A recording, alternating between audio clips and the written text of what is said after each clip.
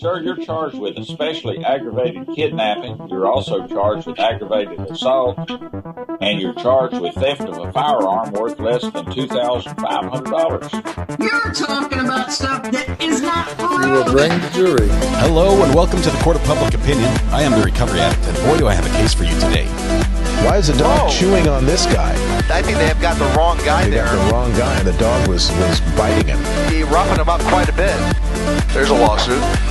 9 out of 10 judges prefer watching the Recovery Addict live stream in their court. The fireworks are not done. Now we're getting commentary on the case. Dati mihi Anglican police service lucky. That's literally not true. Is that correct? I didn't ask you to interrupt me. Oh, for Trump's sake. All right, welcome back to the Court of Public Opinion. I am the Recovery Addict. We're going to be jumping back to court here in just a moment as we are, let's see, here we go. Boom. Waiting for the jury to come back in. We have 8 objections so far in this pro se trial that I'm not sure if it's going to go the full distance.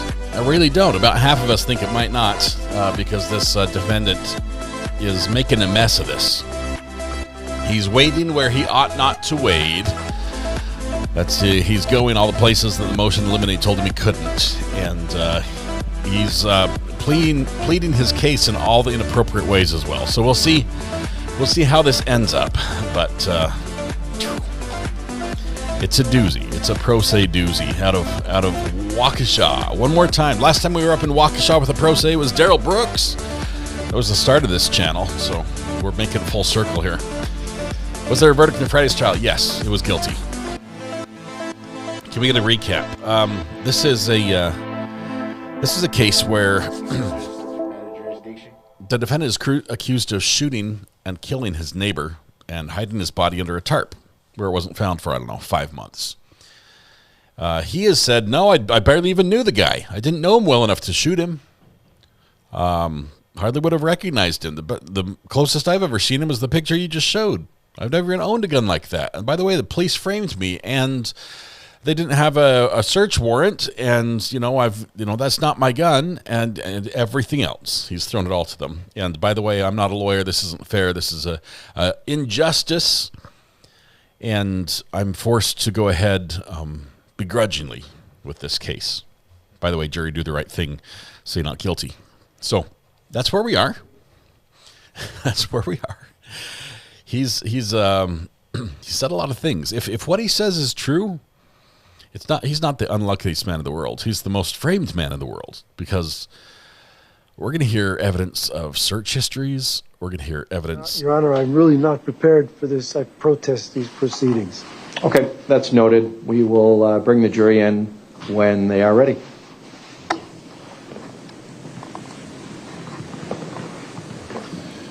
Once again, he reiterates that he's not prepared. I protest.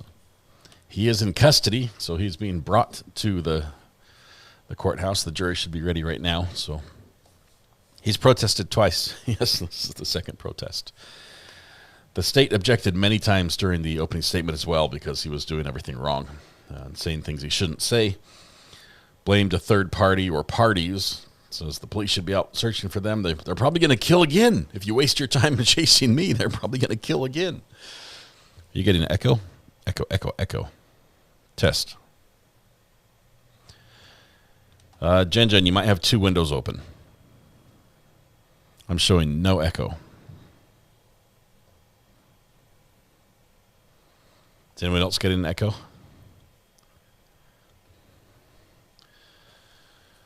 No echo. Okay. Jen, you're lucky. You're lucky. You get twice as much of me. That's why I'm in IT. I fix things remotely. It's what I do. Hopefully you muted the one who was incorrect and left the correct version of me up. So I assume he was told he couldn't make the arguments about not having an attorney. Yeah, he's told that's not appropriate. The judge isn't going to allow that anymore. I don't know how he's going to stop him. We'll see if he gets to be problematic. The judge can't really kick him out because he is acting as his own attorney. He has the right to question witnesses. Maybe he's going to write a letter to Judge Darrow and say, hey, tell me again, how do you deal with this? Of course, she didn't do very well at that either. But The prosecution's opening statement outlined so much evidence, yes, and his basically just said, that's not fair. So, just waiting for the jury to be brought in. The judges said they're supposed to be here at 2:40 Eastern Time, 1:40 Central Time. And that was 5 minutes ago, so hopefully they're going to be ready in just a moment. So did I see correct that the dark hair prosecutor lady is the same as in Brooks' case? No. Is that? I thought she'd retired. We're still trying to figure out what is going on with the boat case down in Florida as well. The boat case is interesting. The judge has ordered that you can live stream the trial, you just can't have live chat. And I don't understand that one. I want to know what the reasoning is. Why would the freedom of speech be taken away from anyone who's watching court? Because the jury's already instructed. I've read the docket. I've read that there's a motion by the defense to charge the jury with maintaining the distance away from social media, from not doing any of that, from not looking at anything. It's Miami-Dade County down in Florida. So, need you ask? So, anyway, they're everyone who's showing it, most of the people who are showing it are complying with the rule. A couple people are not, but they might get the whole thing shut down for everybody if the judge gets word that somebody is commenting while watching court. I guess she says, you're not allowed to talk in my court, so you're not allowed to talk out of my court either? Is that it? Who went sidebar and then off the air? Buffer chat on screen. Chat's on screen. Who went sidebar and then went off the air? Regina.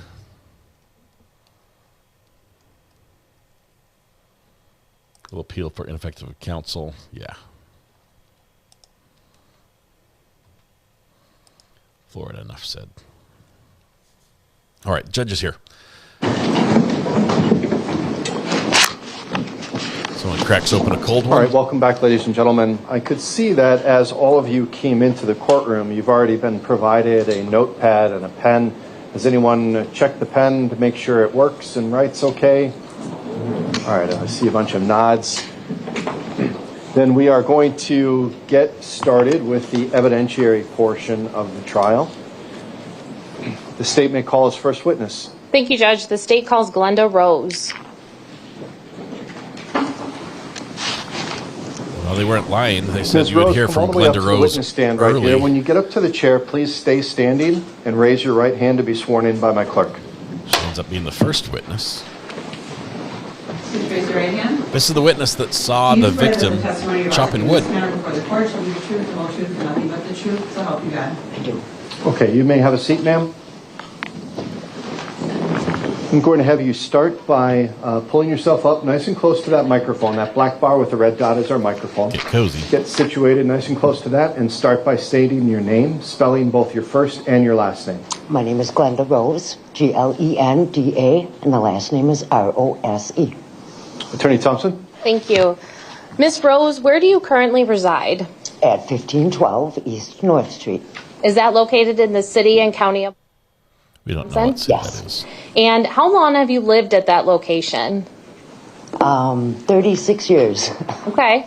And is that located right at the bottom of the hill here from the courthouse at the intersection of Moreland and North? Correct.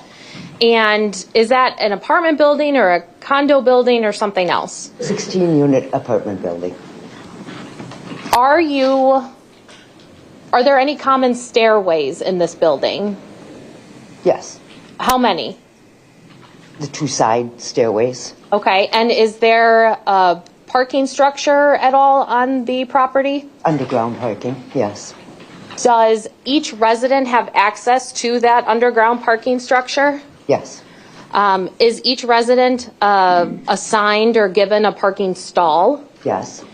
In that garage, the underground garage, are there also any storage units associated with each apartment unit's parking stall? Yes. Can you describe for me what those look like? Sorry, I just noticed. It's a storage bin above where the people park their cars. The court And reporter's is it taking created the out whole of frame. wooden slats or Yes. something else? Yes, I should have said that. No, that's okay. The witness is like, You can't be expected to over read here. my mind.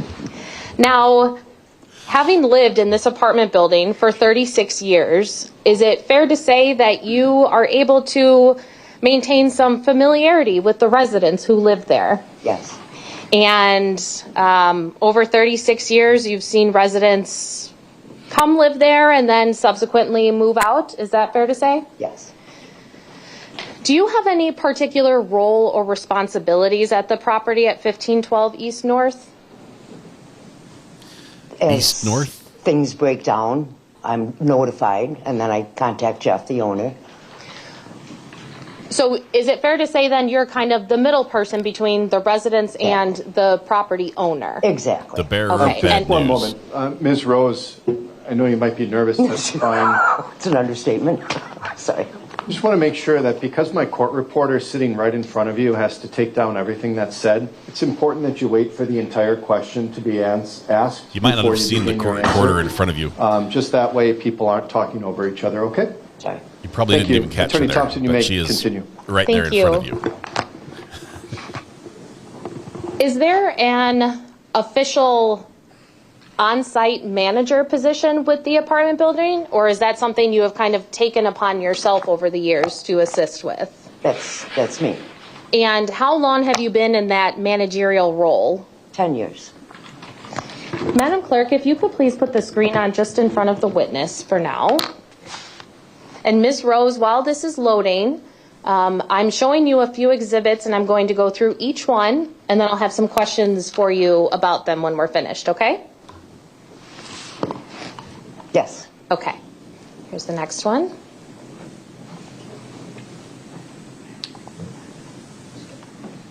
Okay. Could you show Exhibit 1 again? I don't know that the screen was up by that time. It's not on Mr. Lychwick's screen either.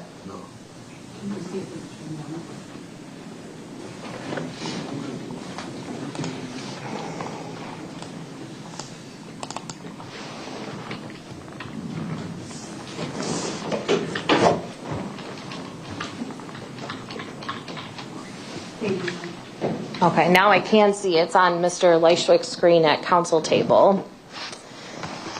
I'll go through them one more time just so everyone can see them.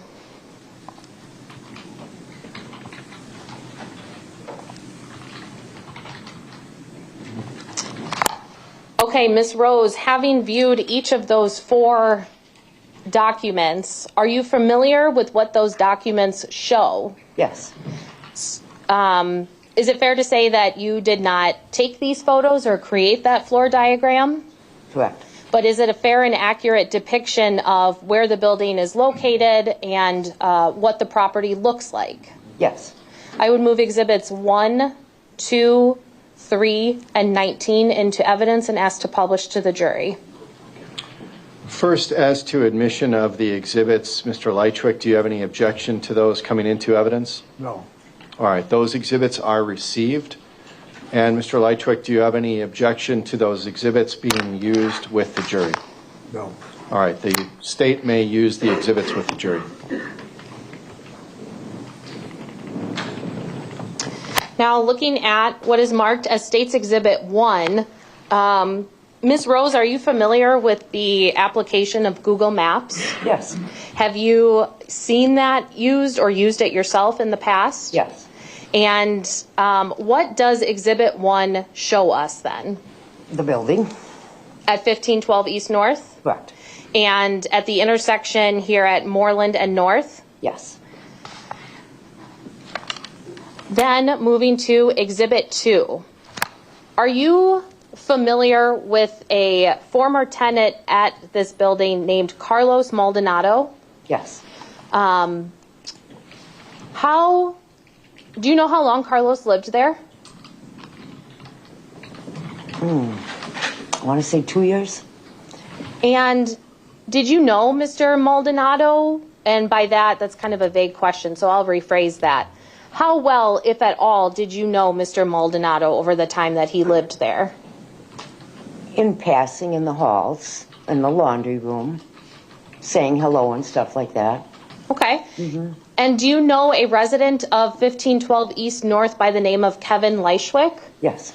Did you know him by any other first name? Conrad. Oh, Well, sorry. No, that's okay. Exhibit 2 then, can you describe for me what you see here? The layout of the apartments. Okay, and so Carlos lived in between both Mr. Lychwick and you, is that fair to say? Correct. Now, when you are looking outside your windows, what part of the property do you see? The back hill. Looking then at exhibit number 19, do you recognize this picture then? It's the back hill. Okay, and if we're looking where my cursor is, it looks like a little hand right now, if you can see that. Did you and Mr. Maldonado and Mr. Lychwick live on the first or second floor of this apartment building? Second floor.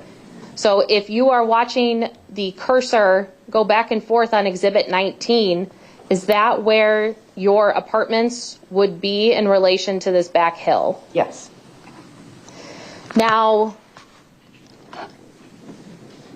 I had just asked you if you knew an individual or a resident named Kevin Lychwick, and he also went by a different first name. Which name did you call him? Conrad. Is there a particular reason why you called him Conrad versus Kevin? He has to be called Conrad.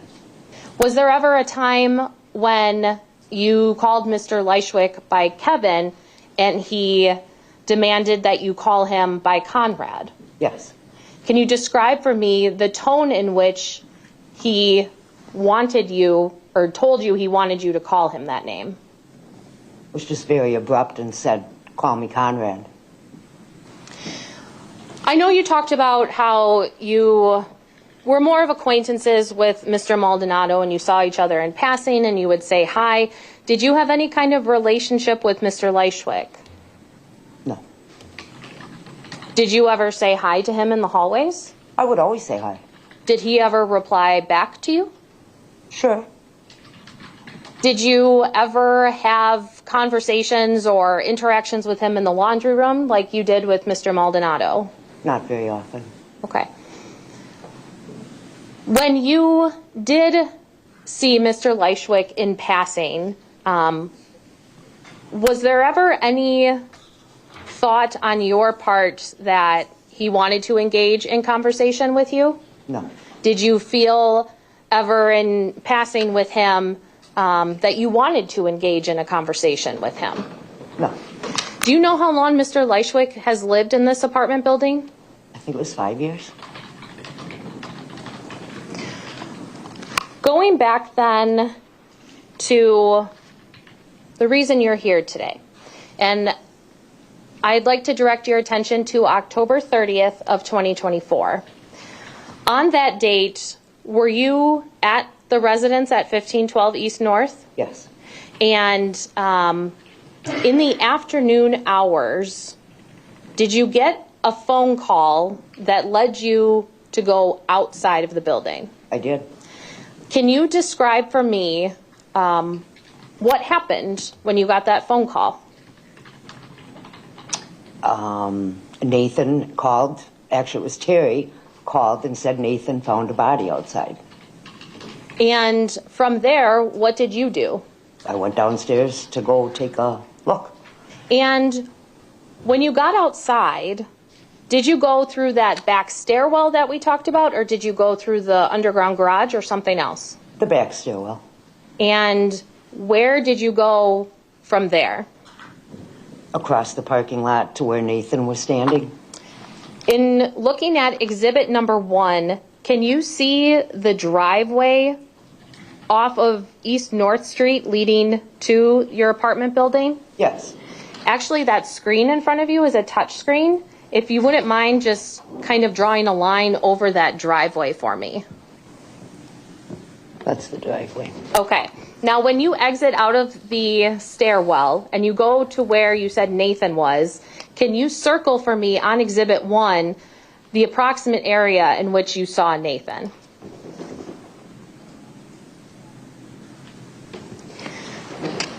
When you go up the driveway, and we can see on Exhibit 1 it's slightly curved, is there a retaining wall to the right-hand side when you're driving into the underground parking structure? Yes. And above that retaining wall, is there a path? I don't know if I'd call it a path. What would you call it, please? Broken down trees and kind of a walkway. You know, I guess a path, yeah. No, that's okay. If you call it something different, I don't want to put words in your mouth. Path is such a strong word. I guess a path. Okay. It's a walkway. And we can see on Exhibit 1, this property is surrounded by trees where it's not surrounded by roadways. Is that fair to say? Yes. And those woods, are they thick with vegetation and brush and bushes and trees, or is it Debris. more of a stark type of wooded area? Correct, yes. And when you go on top Is of it that this or that? hill that we Correct. observed in Exhibit 3, Love it. I'm sorry, Don't- Exhibit 19, Before we change off of Exhibit 1, if you don't intend for the witness to make any further markings on it, let's capture that with the witness's markings. She's drawn a green line on the driveway and a green circle to signify where she met up with Nathan. We'll capture this. This will be 1A. Thank you, Judge.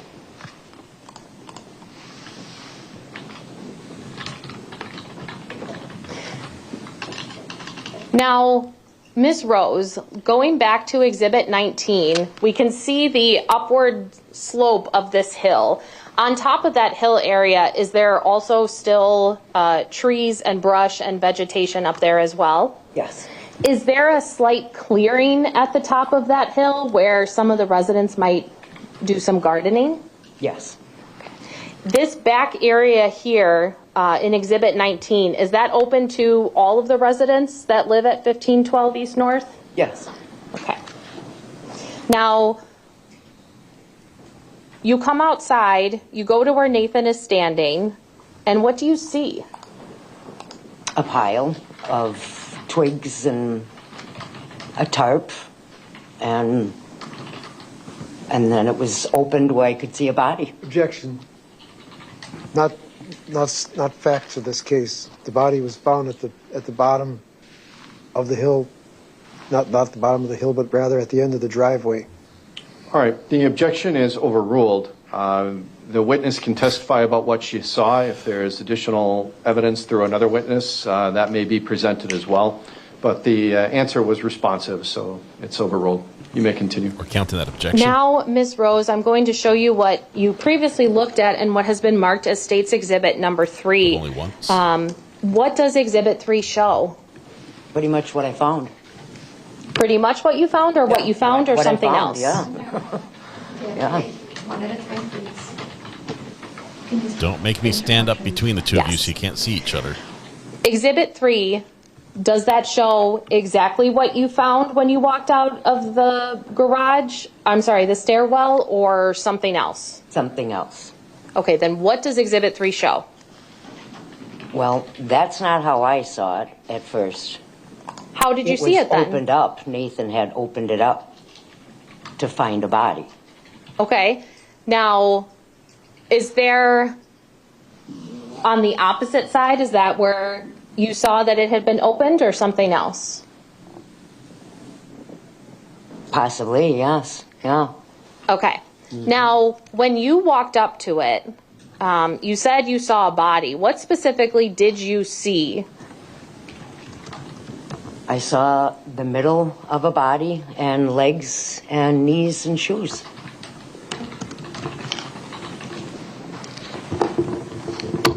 Thank you, Madam Clerk. I'm finished with the screen.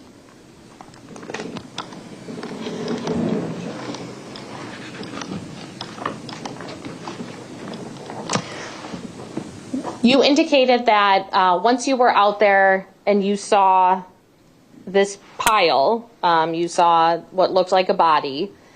Did anyone call police? Jeff, the owner, did. Okay. And did you stay with this pile until police arrived? Yes.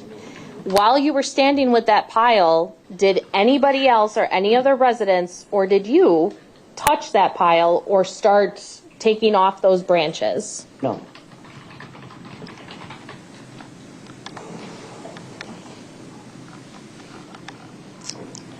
Now, you indicated you were familiar with a resident named Carlos Maldonado, correct? Yes. And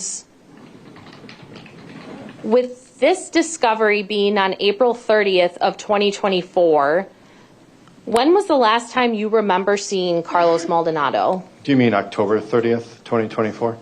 I believe you said April 30th. I'm sorry, October 30th of 2024.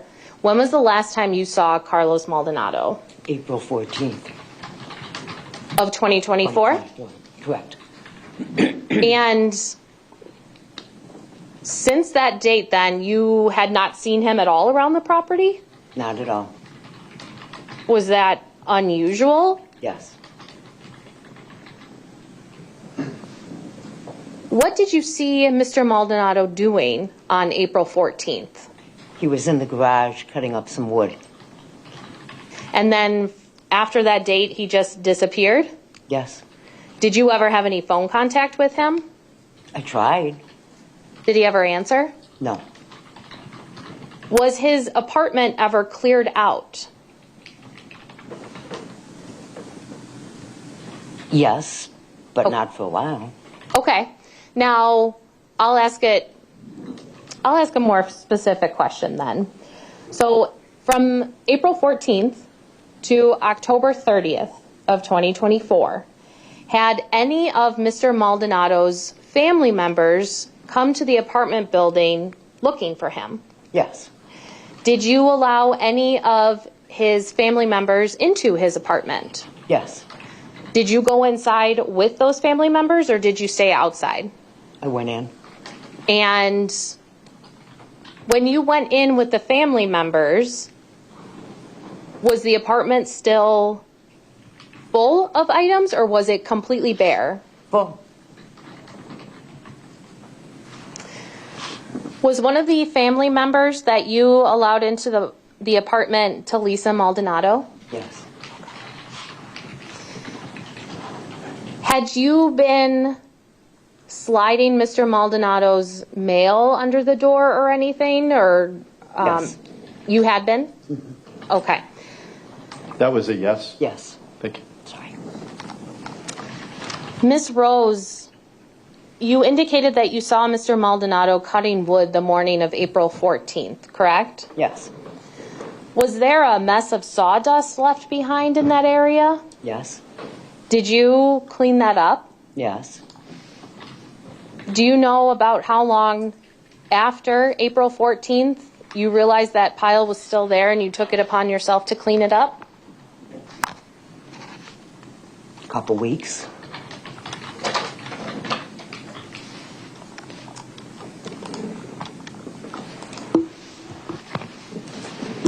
I do not have any other further questions for this witness. Thank you. All right, Mr. Lychwick, cross-examination. Yes, please. Glenda,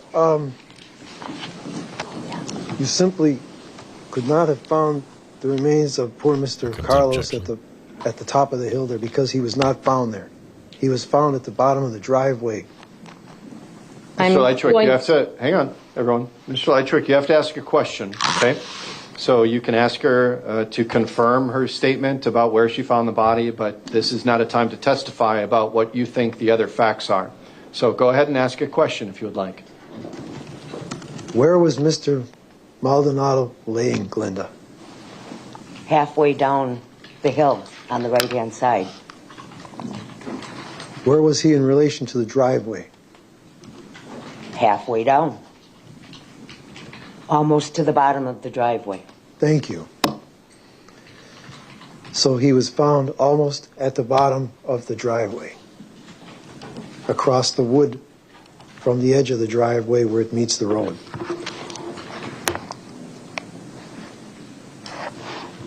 Is that a Is question? that correct? The entrance to the driveway where it meets the road, Glenda. It was not close to the road. I mean, not as close to the road as what you're saying. In the middle of the hill, if you halfway down. But the hill is not to be confused with the hill that is perpendicular to the stairs that you took to get into the driveway when you left your apartment. Is that right? Right. Yeah, don't confuse us with that other So hill.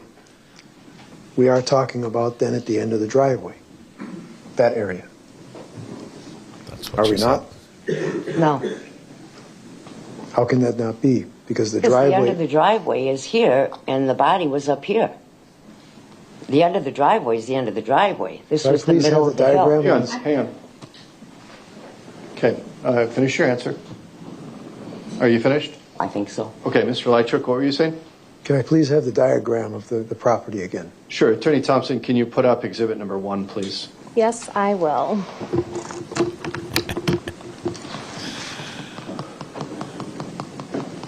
Who's tapping there? Is that the Now, defendant? Glenda, I want you to take a look, please.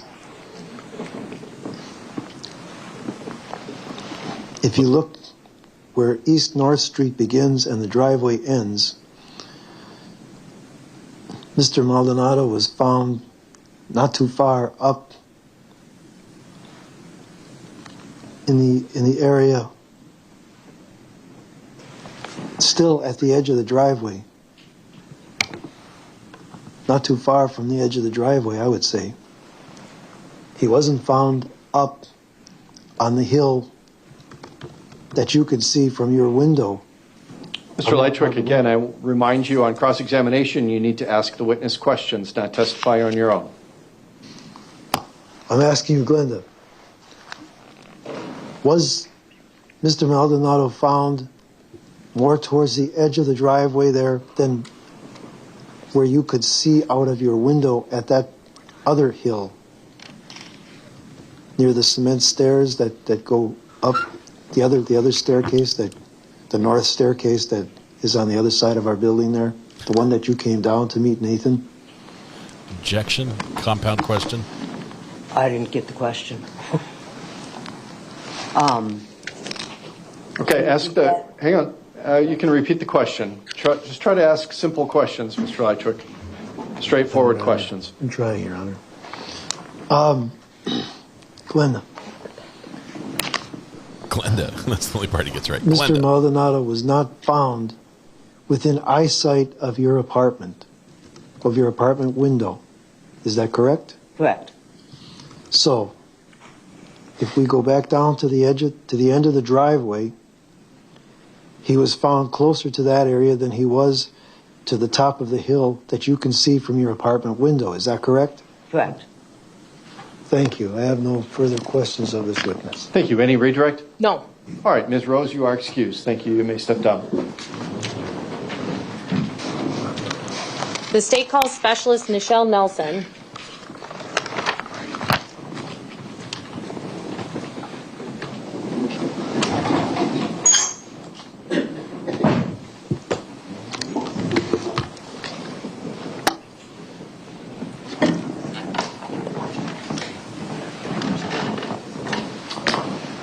All right, ma'am, you can come all the way up to the witness stand. When you get up to the chair, please remain standing and raise your right hand to be sworn in by our clerk. Do you swear that the testimony you're about to give in this matter before the court shall be the truth, the whole truth, and nothing but the truth, so help you God? I do. You may have a seat.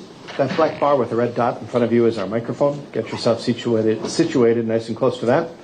And start by stating your name, spelling your first name and last name for the record. Nichelle, Nichelle, Nelson, Nelson. Ms. Nelson, how are you employed? As a specialist for the City of Waukesha Police Department. As a specialist, are you also a sworn law enforcement officer? Yes, I am. How long have you been a sworn law enforcement officer in the state of Wisconsin? Currently in my 29th year. What is the difference between an officer or detective or a specialist, which you are? It's a promotional process from an officer to a specialist. And Do you have a specific role as a specialist in the City of Waukesha Police Department? Currently, I'm assigned to the forensic unit. And what is the forensic unit responsible for? Currently assigned to process crime scenes, in charge of our property room, fingerprints, and making sure things get sent to the criminal bureau for identification purposes. To be a crime scene technician, do you have to go through any specialized training outside of that standard police academy that we're all used to hearing about? Yes, additional training including forensic or basic evidence technology schools, as well as some additional courses that we choose to, such as maybe a death investigation course or additional photography courses. Have you been to a death investigation course? Yes. More than one? I just believe I took one course. Okay. And as a crime scene technician, do you have to do any kind of continuing education? We do throughout our career. Sometimes we attend the State Crime Lab, puts on a once a year training, and sometimes we attend that. The death investigation training that you just spoke about, is it specifically focused on homicide investigations or something more? It's a variety of death investigations, so not just homicide. Okay. Now, do you have another specialty within the City of Waukesha Police Department? I also have a canine. He's an electronic search detection canine. And what's his name? His name is Canine Riker. He does Google searches?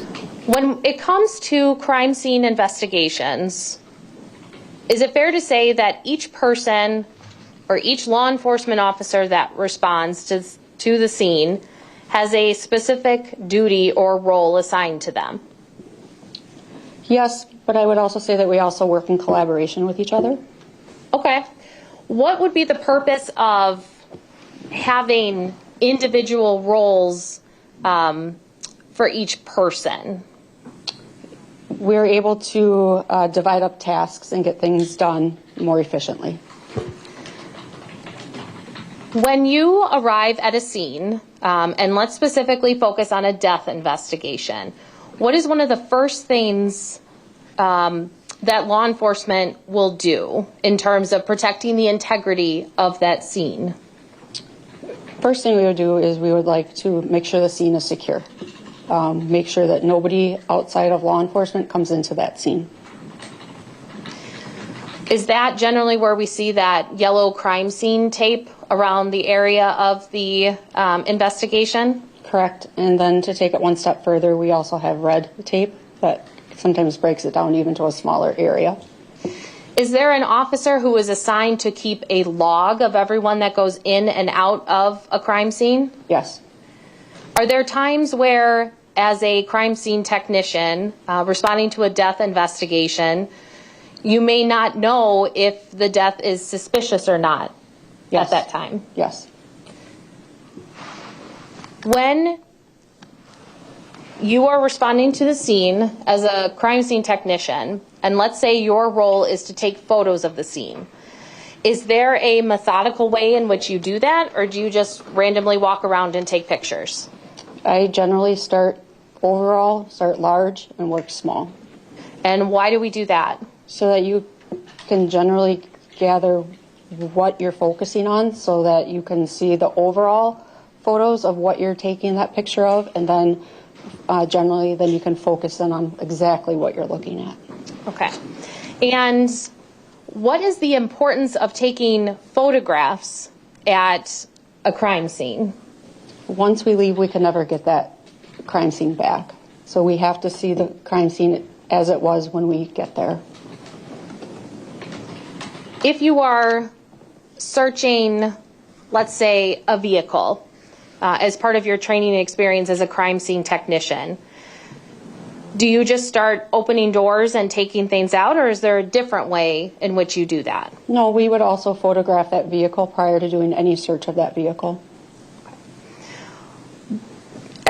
a crime scene technician, are you ever responsible for, once photos are taken of an item on scene, placing that item into police property or inventory? Yes. And is there a particular way you are trained in taking items from a crime scene and placing it on property inventory?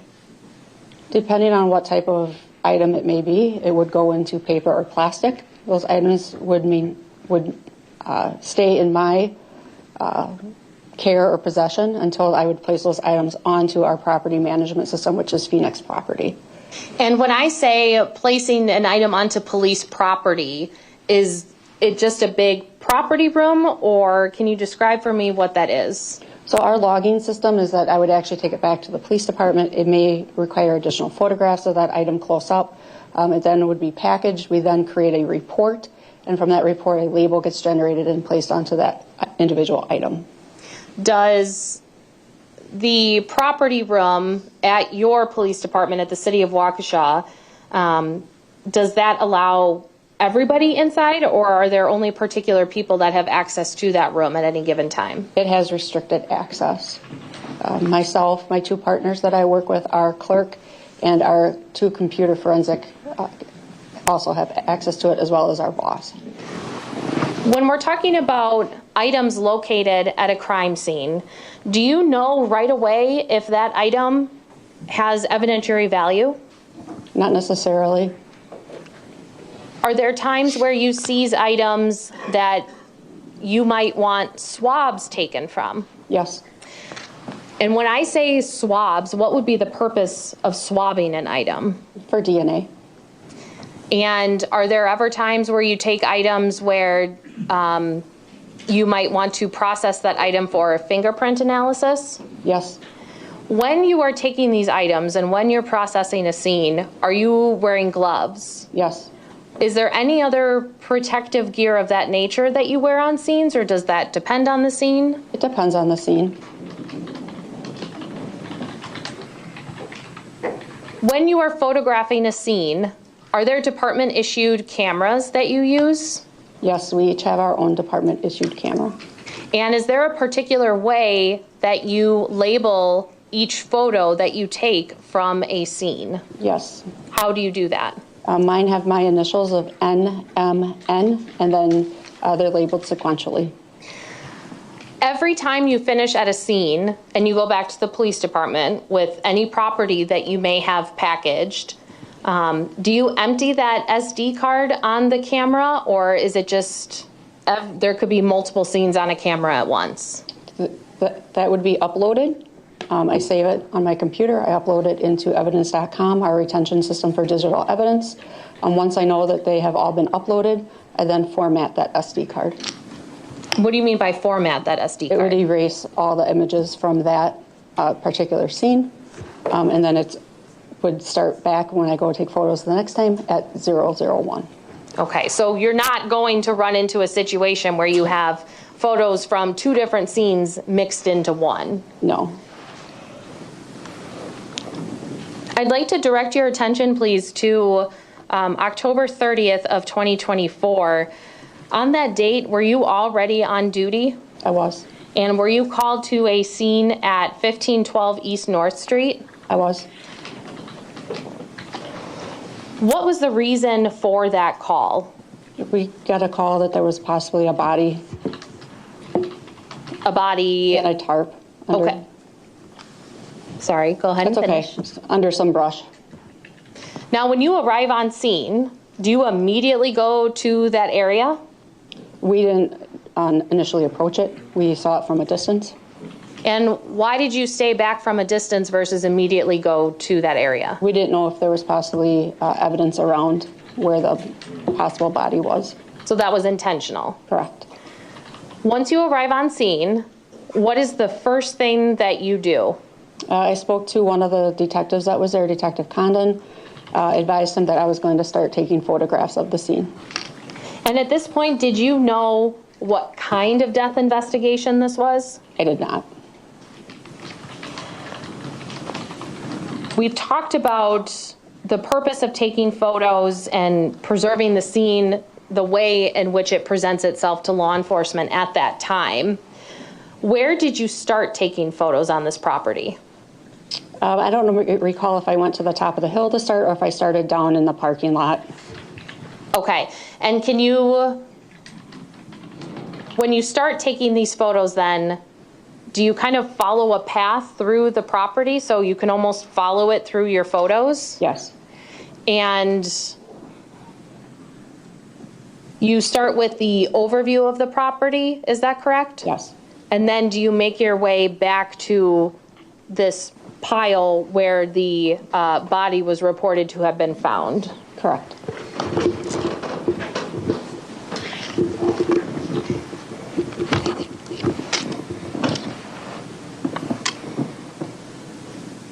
Madam Clerk, can you please turn on the screen in front of the witness?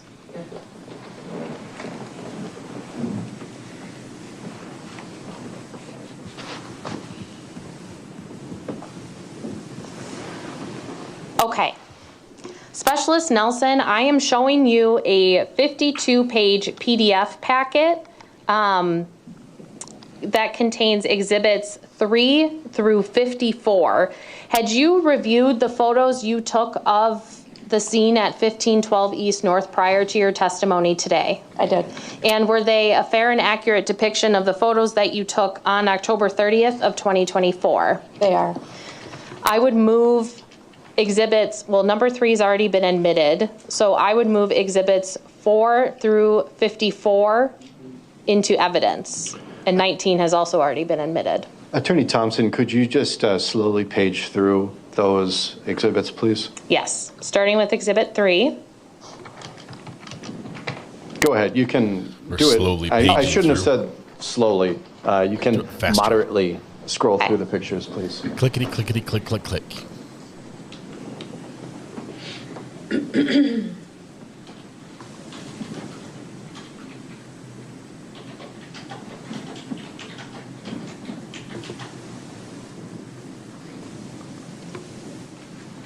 Trying to figure out who Now designed I went this too courtroom. fast and it's thinking.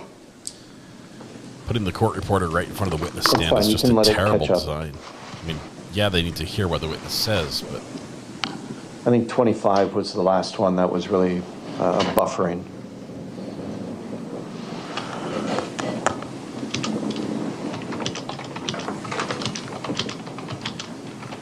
it's Frank Lloyd Wright. We've got a stained glass window designed after, not by him, but designed to imitate some of his art style. He was a great architect.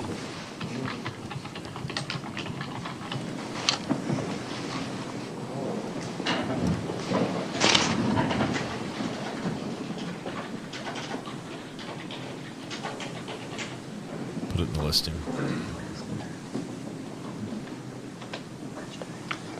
I've got Greek key inlaid hardwood floors,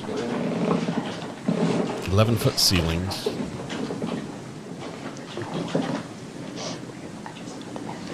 stained glass with a sunrise, like, it's not stained glass, but it's just clear glass arch over the door, and then an oval and beveled stained glass window.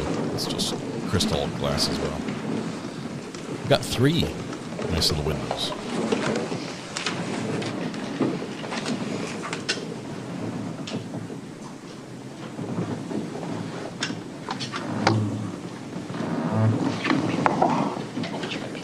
All right, let's hold up here. This is through Exhibit 31. Attorney Thompson, are you intending to go through each of these sequentially? I am, yes. Okay, so Mr. Lychwick, so far, what was the number that it started with, Attorney Thompson? Exhibit 3 through 54. Okay, so Mr. Lychwick, so far 3 through 31, any objection to those photographs being introduced into evidence?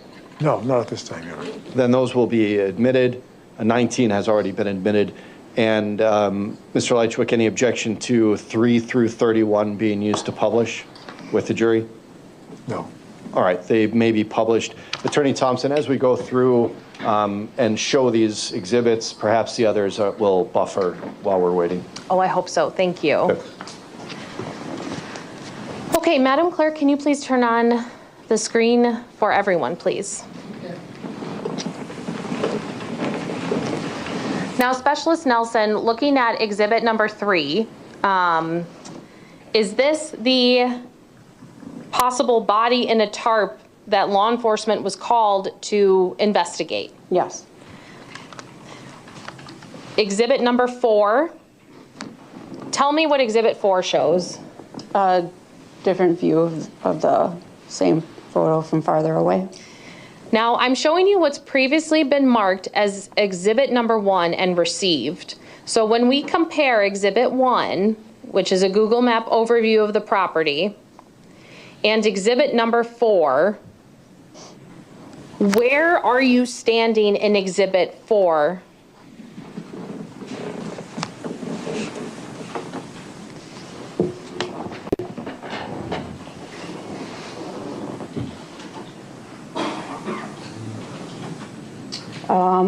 Can you show me exhibit number 4 again? Yes.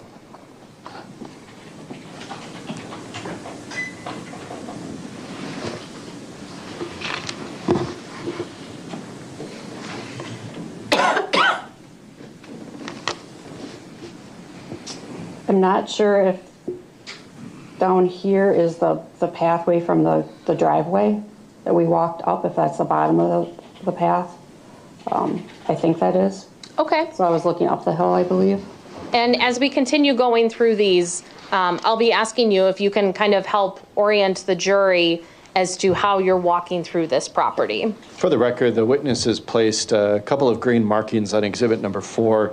Attorney Thompson, do you want to capture that as 4A? No, I don't think that was intentional. Okay. We'll clear it. Moving on then to exhibit 5, are we starting to get closer to the pile of the branches and the tarp? Yes. Now, exhibit 6, obviously we don't see the blue tarp anymore, so have you switched your positioning as it relates to this pile of sticks? Yes. At this point, are we continuing to go further away from the driveway to the top of a hill area in the back of the building? That would be correct. Exhibit number 7, what are we looking at here? More towards I'd be facing towards North Street. So once again, I'm at the top of the hill looking down. Okay, and up here where my cursor is towards the top and middle of exhibit number 7, is this the driveway of the apartment building? Correct. And is that maybe one of your detectives right there speaking with someone? Yes. Okay, now moving on to exhibit number 8, what are we seeing here? Another view of the pile. And why are you taking so many photos of the pile?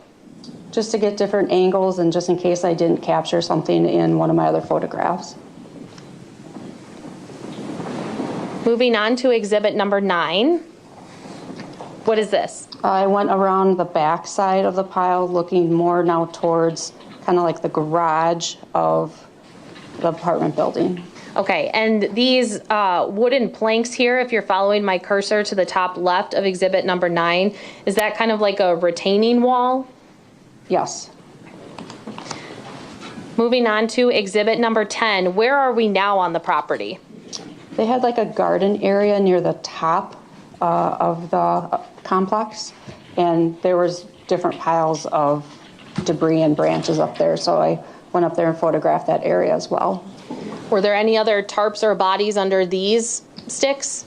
Did not locate any. Okay. You didn't find any other bodies? Exhibit number Just the 11, what one? is this? More of the debris piles near the garden area. Exhibit number 12? More debris in the garden area. Exhibit 13 then, what is this? The garden area. Is this a pretty wide area at the top of the hill? It is. Where are you in this angle of exhibit number 14? You can kind of see in the background there the apartment complex. If I draw in here, that's the apartments. So kind of looking down towards the apartment complex. Okay, and I do not need that to be captured. Okay, it'll be noted that the witness placed a green X near the center of Exhibit 14, but we will not capture 14A. Thank you. Now looking at exhibit number 15, are we still at the top of the hill here? Yes. Have we started coming down the hill back towards the apartment building? I believe so. Okay. And these logs that we see, they appear to be in a square shape. Is that fair to say? Yes. Is this, well, actually, no, strike that. Moving on to exhibit 16, what do we see here? The raised beds? I think that was the beginning planters? of the garden area. And exhibit 17? Just a marker for my purposes to kind of give a demonstration or a location as to where I was photographing. This one doesn't have a number, but it should be exhibit number 18. What are we looking at here? We need a The number on back side of the apartment complex, the hill up, and if you were to look straight ahead through that, that would be Westmoreland. Okay. And exhibit number 19 has previously been admitted. What are we seeing here? The back side of the apartment complex, and you can see the garage door that's open. Okay, and that garage door leads out to the driveway that leads out to north. Is that correct? Yes. Okay. Now exhibit 20, what are we looking at here? The top of the hillside. And exhibit 21, have you continued coming further down the hill? Yes. And right where my cursor is at the top of these concrete stairs, is that a common doorway into the apartment building? I believe so. And exhibit 22? Just turned around from where I was and took a photo up to the top of the hill. Now that you have completed a kind of overview of all the different areas of the property, did you then come back to the area in which the body was reportedly found? Yes. Okay. Now, exhibit number 23, what are we seeing here? A close-up of the blue tarp. As you are taking photos of this pile, did you also observe at any point black plastic sheeting? Yes. Okay. When you are taking these photos, have you touched any of these branches or anything yet? Myself, along with some of the other officers or detectives, we were starting to slowly remove some of the sticks and stuff that were over the tarp. And as you started slowly moving those sticks off, were you taking photos as you went? Yes. Did there come a time where you stopped taking sticks off of this pile? Yes. When? I observed twine or rope, and I also observed what I thought to be shoes at one of the end, and I took my gloved hand and tapped the bottom, and I felt a shoe, and at that point I told Detective Condon that I felt that we had a body wrapped up. Once you tapped and you felt what you thought was a shoe, what did you do next? I advised Detective Condon that we needed to contact the medical examiner. And was the medical examiner's office contacted? Yes. And subsequently, did an ME's office investigator and Dr. Scheel arrive on scene? Yes. While you were waiting for the medical examiner's office, did you continue moving the branches or unwrapping the tarp? No. Okay. Once the ME's office arrived on scene, what process started or continued? We can continue to remove branches from the tarp. We worked in conjunction with them with photographs and removing items. They maintained custody of any items that they thought was relevant. When you're looking at a scene such as this, you talked about earlier how you don't always know what items are relevant in an investigation. Is that fair to say? It's fair to say. And actually, no, I'll continue on. So moving on to exhibit number 24, what are we seeing here? You can see part of a black bag as well as some rope. Is this the area you were when you tapped what you thought was a shoe? I couldn't be for certain with this photo. Okay, that's fair. Moving on to exhibit number 25. Are we standing further back from the pile? Yes. Okay. Oops. Now, exhibit number 26. Have some of the branches and vegetation been moved back off of the tarp? Yes.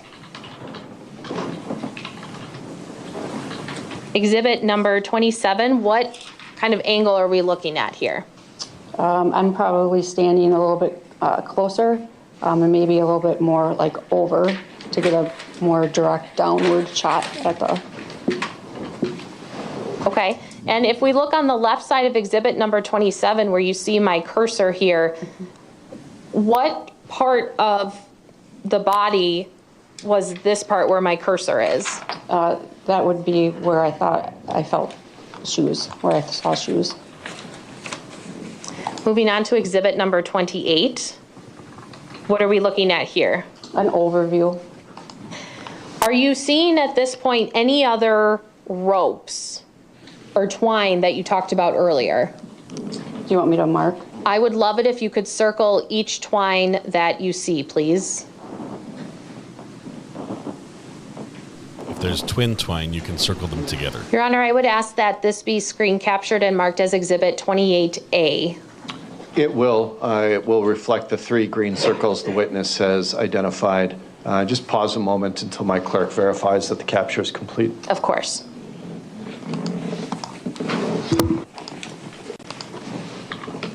One twine, 2 twines, 3 twine. Is twine both singular and plural? All right, you may proceed. Thank you. Moving on then to exhibit 29. What, if anything, of evidentiary value do you see in this photo, Specialist Nelson? Just some rope that's up in here. Okay. At this point, when you start removing the branches, I do not need that screen captured. All right, it will reflect that the witness did indicate to the right of the picture on exhibit 29. We can clear that. As you start removing branches, once the medical examiner's office gets there, do you find what are believed to be human bones outside of this tarp or black plastic sheeting that you referenced? I believe so. Do you see any of those in exhibit 29 or not yet? I can't tell if it's, it's hard to say with all the debris that's in there. Okay. Moving on to exhibit 30. There's obviously an arm in the top right-hand corner. Yes. Is that yours or the medical examiner's office? The medical examiner's. And in looking at what the ME's office employee is holding, it looks like a regular paintbrush. Is that fair to say? Yes. Why is she using a paintbrush? What's the purpose of that? To cautiously remove debris. When we're looking at exhibit 30 then, can you start to see the outline of a foot? Yes. Is that the part of the body in which you are standing by, the feet? Correct. Okay. Exhibit number 31, what are we seeing here? Some clothing. Okay. Does it appear as if it's coming out of that black plastic sheeting? Yes. Okay. Now, Your Honor, this is where we initially stopped as the packet was still buffering, so I would move exhibits 32 through 54 into evidence as we continue and ask to publish to the jury. Sure. Let's take the screen down, Madam Clerk, for the public. It'll remain on for counsel table and the witness. And Attorney Thompson, if you could scroll through the remaining exhibits then.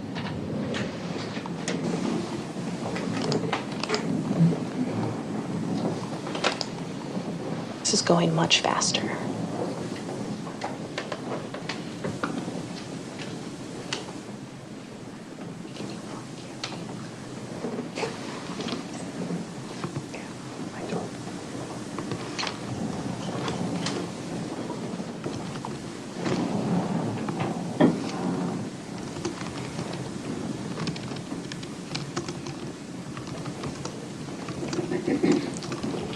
All right, you went to 53, is that right? That one was 52. This is 53. And this is as far as you're asking to go? No, I still have 54. Oh, I'm sorry. That's okay.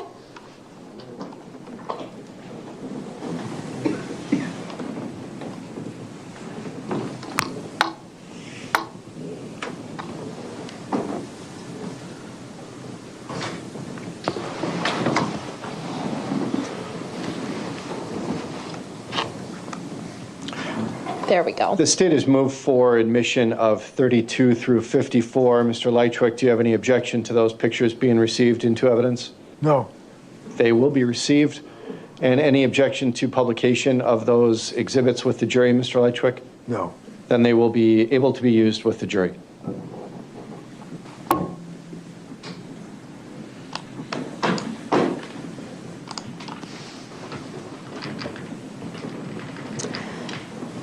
Okay, now Specialist Nelson, in looking at Exhibit 32, has the medical examiner's office and yourself started the process of, or continued the process of removing all of the sticks and vegetation and debris from the tarp area? Yes. Do you still see the twine that you previously referenced in this photo? Yes. Why not just scoop up all of the vegetation and put it in a bag so you can get to the tarp and the plastic sheeting quicker? Because there could be other evidence that we would miss in doing so. How long were you on scene, not only taking photos, but then also processing this particular area, if you recall? There was hours. Moving on to Exhibit 33, are we now getting closer to the area we just saw in Exhibit 32? Yes. Now in Exhibit 34, what are we looking at here? You can start seeing some bones. Can you circle for me on Exhibit 34 where you start seeing bones?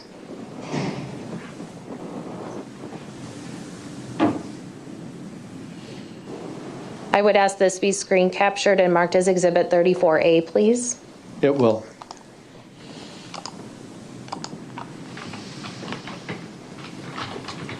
Thank you.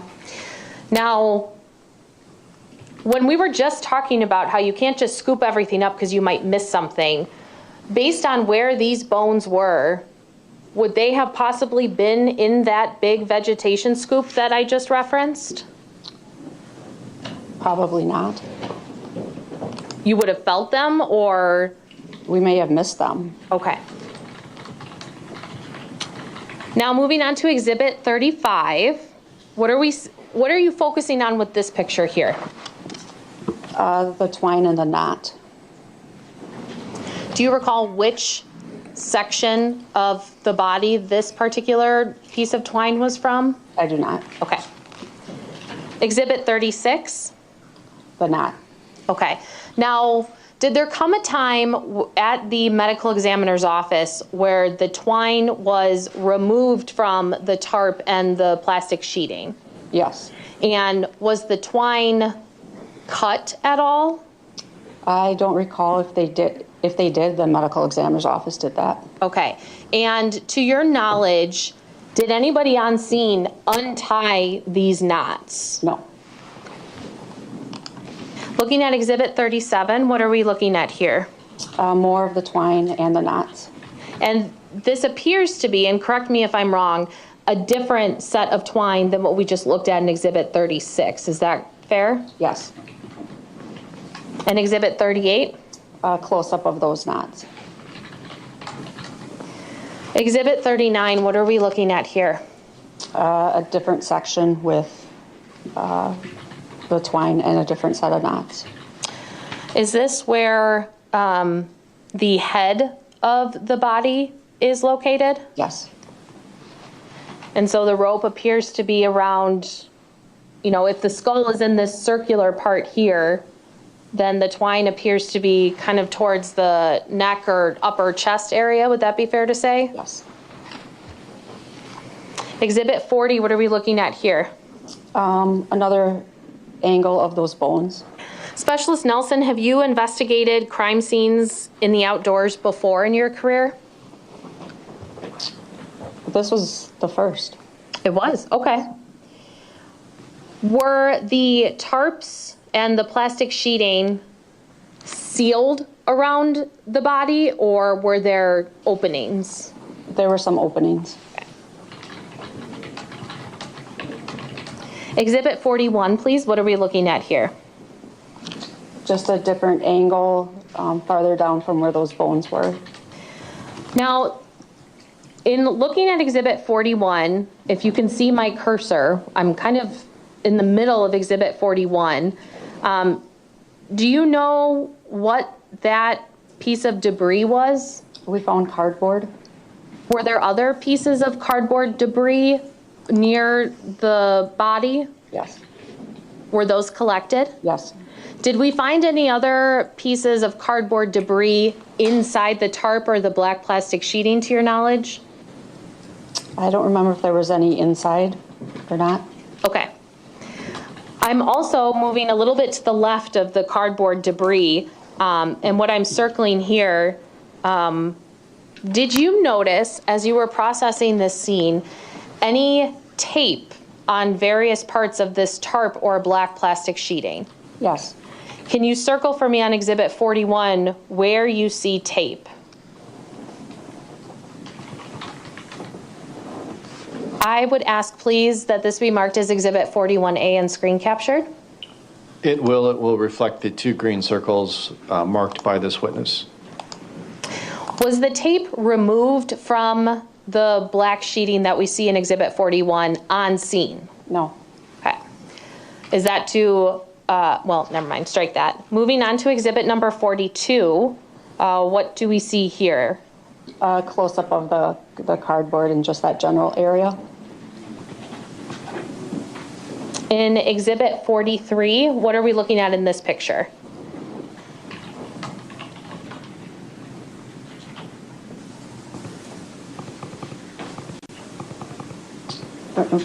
That was some glass. I know we had found glass that night, and that could be a close-up of the glass we found. Okay. Is this still, I mean, do we even see someone's gloved hand in the top right corner of Exhibit 43? Yes. So this is still the area right next to the body? Yes. Okay. Exhibit number 44, what are we looking at here? Another angle of the bones. Do you also see the twine in this photograph? Yes. Exhibit number 45, what are we seeing here? More of the bones uncovered. Okay. Were all of the bones then taken or collected by the medical examiner's office and taken back to the office? Yes. Okay. Moving on to Exhibit 46. Another close-up. By this time, is it darker outside or is it getting dark? It's getting dark. Okay. So now that you've shifted to processing the scene at night, are there any types of lights or equipment that you use to help ensure you're still gathering everything you can from the scene? Yeah, we got some lights up there for us to work. Okay. Did it end up raining at all that night while you guys were out there? I think it started, but I don't recall exactly. Okay. Moving on to exhibit number 47. What are we looking at here? Just another close-up showing some of the cardboard. Do you see any tape at all? Yes. Do you also see 2 sections of twine? Yes. Exhibit 48 then? Twine and some more cardboard. And at this point, has all of the brush and sticks and debris been removed from the body? Yes. And now we are left with the tarp and the black plastic sheeting? Yes. Exhibit number 49, what is this? Just another close-up of the twine. What is exhibit 50? I believe it was a close-up of one of the arms or the hands. What is exhibit 51? More close-up of some of the bones that were outside the bag. Exhibit number 52, what are we looking at here? A photo of what the ground looked like once everything was removed. And so you talked about how the medical examiner's office and yourself did not open up the tarp or the black plastic sheeting. Is that correct? Correct. Now, why take a picture of what is underneath the tarp and that sheeting? Just to show what was left afterwards. And in addition to showing what was left, did this scene continue to be processed, or once you remove the body, you just walk away? No, we continue to dig through. Why? In case there was items that we may have missed. In this particular scene, were there any bugs collected? The medical examiner did take bugs. Okay, that was the medical examiner's job then.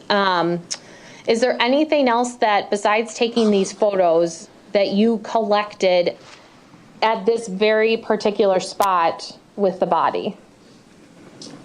The medical examiner pretty much took everything. Okay. That night. Okay. Moving on to Exhibit 53 then. Is this still the same area? Yes. And Exhibit 54? Just another photograph of that same area. Okay. And the top layer of the ground that was right underneath the tarp, was that debris also collected by the medical examiner's office for examination? Yes. Okay. Now, did you attend the autopsy of these remains that we recovered in the woods at 1512 East North? Yes. And did that occur on November 1st of 2024? Yes. Why do you go to an autopsy? To collect additional items for evidence. Does the medical examiner's office have property inventory like police do? They, similar, but not necessarily, I wouldn't want to say like as detailed, but they have a sheet that they do give us of items that they have. At the start of an autopsy, is there a piece of paper that is kind of like an inventory list of all items recovered from the remains by the medical examiner's office? Yes. And at the conclusion of the autopsy, is it yourself or whatever other law enforcement officer is present for the autopsy, do you sign off on that or acknowledge that you are taking the items that the medical examiner's office is not keeping? Yes. And in this case, do you recall taking items with you once the autopsy was complete? I don't think I took them that day just because some of the items needed to dry. But yes, I did take custody of some of the items from the autopsy. And then once you take custody of those items, then you go back to the police department that we talked about earlier and put everything on property inventory for subsequent processing? Yes. And by subsequent processing is one of those potentials to send evidence to the Wisconsin State Crime Lab for analysis? Yes. And are there different specialized fields within the crime lab that can assist in analyzing the various pieces of evidence? Yes. We talked a little bit about vegetation and debris that we found on scene. During the autopsy, were there particular items of vegetation that were of significance to you? There was some, yes. Okay. Now, those items, those particular landscape items, if you will, when you collected those, did the medical examiner's office suggest a agency who might be able to assist in the identification of those items of landscaping? The medical examiner did not, but the state crime lab did. Thank you for correcting me. So why did you ask the crime lab for that information and they offered it, or how did that work? We have a pretty good working relationship with the crime lab, and through conversation of this case, they actually recommended a gentleman that works in vegetation. Okay. Was that individual an employee of the U.S. Department of Agriculture? Yes. Madam Clerk, can you please turn on the screen just in front of the witness, and I will be showing you what's marked as State's Exhibits 55 through 57.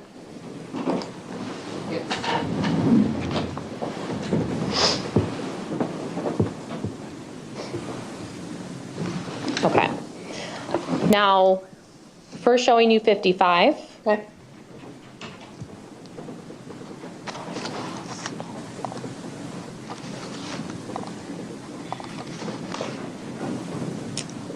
And 56 and 57. Okay.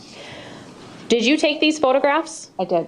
And do they show two specific pieces of vegetation that you asked the Department of Agriculture agent to assist you with in identifying? I did. And then was that individual able to give you an identification of those landscaping items? Yes. I would move exhibits 55 through 57 into evidence and ask to publish to the jury. Mr. Lychwick, any objection to 55 through 57 coming into evidence? No. They are received.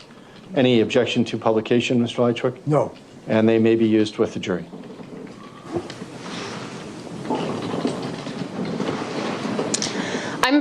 I'm going a little bit out of order, but starting with exhibit number 56. Specialist Nelson, what is this item that we're looking at? It's called a catalpa pod.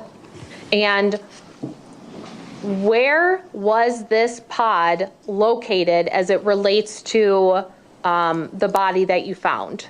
There were catalpa pods located inside the bag and on the body. This one I actually retrieved when I went back out and found out what I was looking for from Alex. Okay, thank you. So this is not the one that was specifically recovered from the remains. Do I have that correct? Correct. But it is the same type of pod that you saw in the remains at the medical examiner's office? That I gave to Alex, who works for the U.S. Department.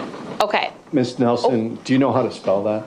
C-A-L-T-A-P-A, I believe. Thank you. Now moving on to exhibit 57. What does exhibit 57 show? Juniper. And is that, this is not the exact juniper branch that was located with the remains. Is that fair to say? No, it's another one that I went out and retrieved the same day I took the photographs. Okay. So this individual at Department of Agriculture had identified the two pieces of vegetation you sent him as a catalpa pod and juniper. Do I have that correct? Yes. And then from there, you went back to the scene at 1512 East North to see if there were any juniper or catalpa pod landscaping items at that scene. Is that correct? Correct. And did you specifically go to the area where the remains were located? I went on the premise, the property. Okay. Now, in looking at exhibit number 55, tell me what I'm looking at here. That's one of the trees that lines East North Street. Is this tree, was it overhanging on, or was it hanging over the remains that you found? No. Okay. It was further down the driveway, closer to the street? Yes. Okay. What is this tree? It's a catalpa tree. Did you see these trees anywhere else on the property as it relates to the location of the remains? No. Okay. How close then is this tree to the remains that you found? Can you put the map back up of Sure. So these would be the catalpa trees right here, and the body would have been up in here. Okay. The record will reflect that the witness is identified with a green line where the trees were and a green dot with where the body was found. Thank you. Do you want that memorialized, Attorney Thompson? No, thank you. Is that down by the end of the driveway? Okay, then.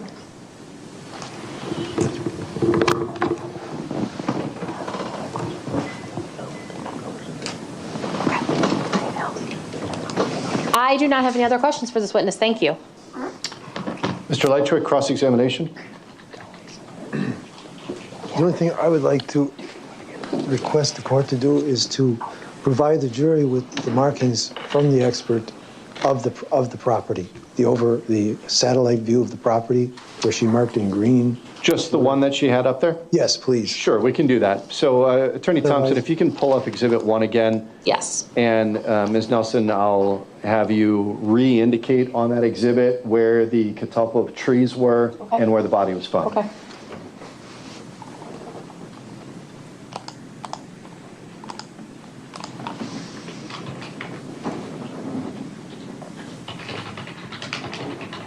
Catalpa and the body was in here.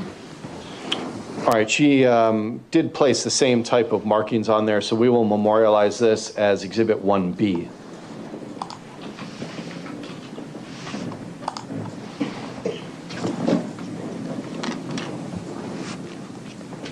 Mr. Lychwick, go ahead. Your Honor, I have no questions for the witness. Okay, thank you. You may step down. All right, no ladies questions. and gentlemen, why don't we take a break? At this time, we've been going at it here for a little bit. We'll take about a 10-minute break for you to use the facilities and take a stretch, and we'll convene when you're ready. All right, for the jury.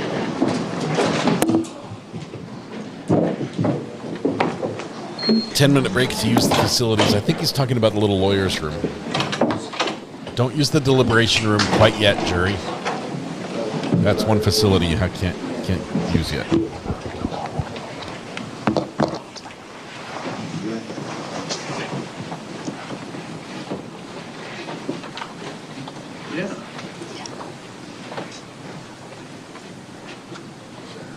Thank you. You may be seated.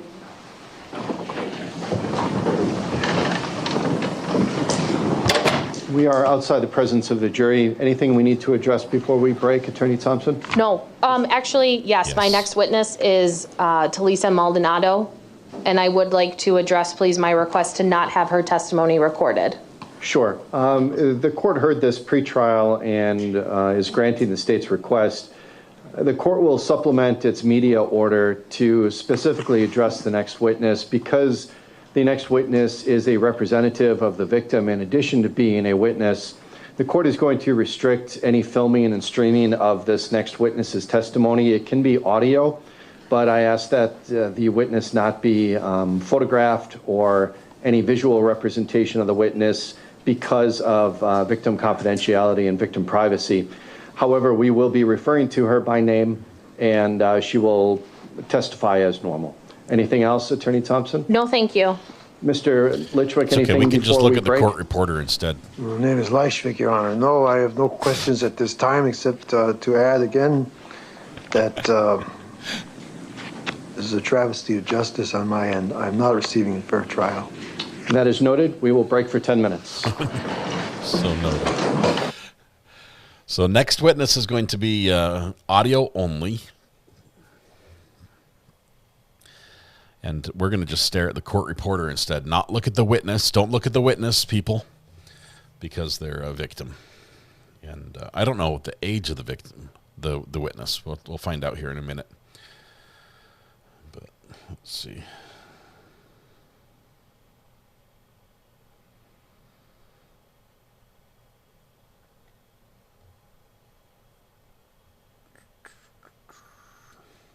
Been trying to keep up on Twitter with everything that's happening, and especially in the boat case. The boat case is funny because the cameraman is not showing the jury's faces, but he shows all the way up to their shoulders. Like you get to see them walk in carrying their bags and everything. It's nuts. They just did it again.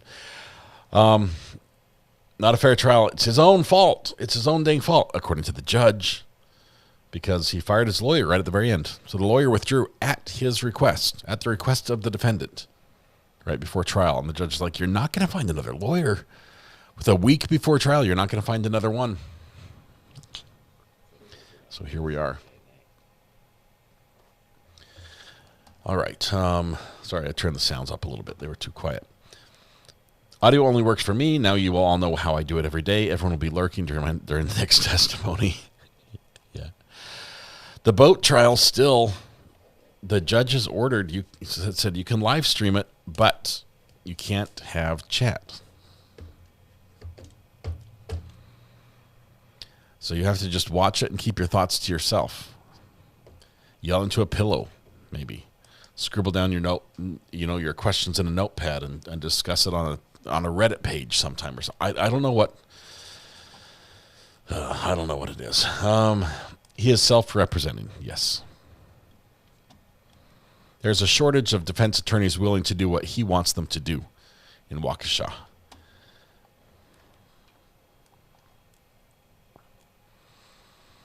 Boat trial is good. We may try to do here's what I'm thinking. You can't call it live streaming if we're a day behind, right? It's not live.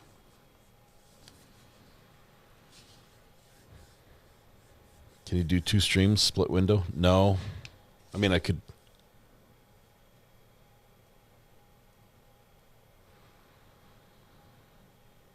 Thinking here. I could stream it on Top Mark Media with no commentary, no chat. And then we could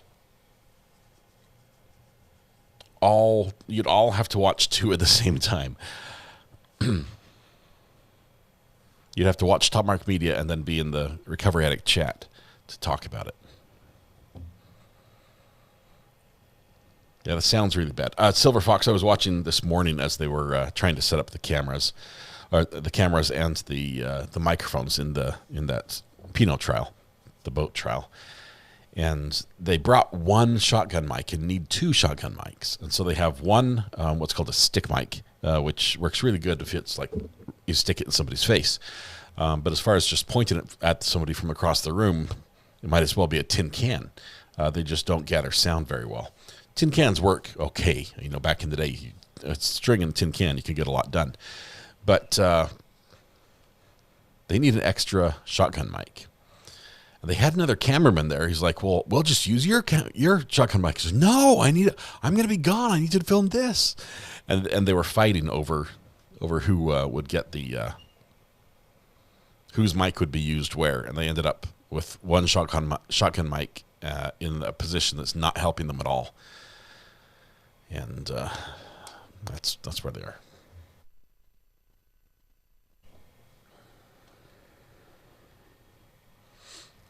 I saw Kathy Russin's tweet. The fact of the matter is, I'll say it. The judge does not have jurisdiction over the First Amendment. The judge's wishes to have nobody talk about the case they're doing does not supersede someone's First Amendment rights. And he also doesn't have subject matter jurisdiction over somebody who is not in Florida, has no part or connection to the case, who wants to comment on the case, and can do so legally. But here's what the judge does have. The judge has the ability to restrict or eliminate live streaming from that trial. He can pull the plug. So even though he doesn't have authority, and it's way overstepping her bounds,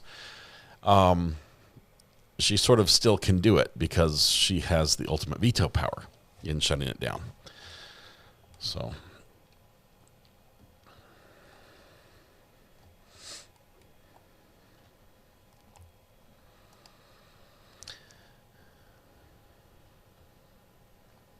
yeah, I'm not excited about that. I really think it needs to be addressed so she doesn't do it in any other cases. She can, the point is she can always win. The judge can win because they have discretion about allowing media cameras in the courtroom. And she can word it in a way that says, this is within my discretion, I'm eliminating it. And if you have a problem with it, I'm eliminating it for all the trials because we just can't have that hassle. And so even if it's First Amendment, we don't have access. So the only thing that would fix that was if legislatively the states came out and said, they created a law that says thou shalt stream all cases with the exception of XYZ. And then it takes the power away from the judge making that call. It's Miami-Dade in Florida. Once it's over, it's fine. Like we could go back after the case is over and live stream rewatch on replay the trial and talk about it all we want with live chat. But it seems that the judge doesn't like the idea that lawyers, okay, because it's not, nobody else is allowed to watch, right? Witnesses aren't allowed to watch. The jury's not allowed to watch. It's lawyers in the trial. She doesn't like that they get a heads up on what the public is thinking about the trial and how it's going. That's the boat trial, the Pinot down in Florida.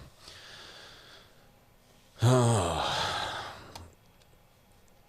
can always look at X, but it's different from having like an instant feedback and that sort of constant chat roll that tells them when they've lost someone, when they need to go over a fact.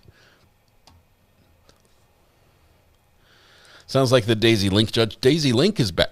Excuse me. Daisy Link is back in the news, as I get the hiccups, for attacking somebody.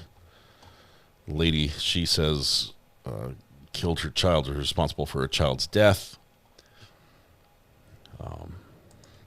So that's going to happen soon. Still, one of my favorite songs is the song we made about Daisy and the Walls,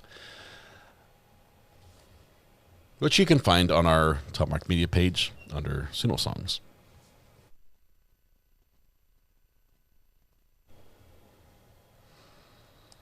It's gross, I know. I hate hiccups. I drink too much water. I'm like 3 bottles in. So, yeah, like we would make fun of anything going on. We start day 1 on day 2. I can't. Here's the thing.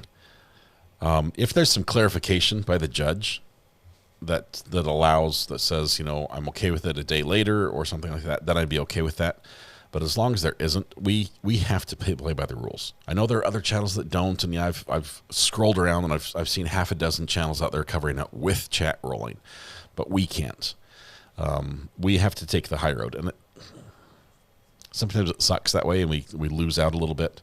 But I can't afford to lose the good ground we've gained in Florida, where we've been recognized as a media outlet and allowed in courtrooms and had access granted to us. I can't afford to lose that by having one judge say, these guys are a bad player. They're a bad actor. So, all right. So we play by the rules. I'd also hate to be the one that says, well, we're going to do it anyway, and then everybody loses. I mean, how'd you like to be the person that's named?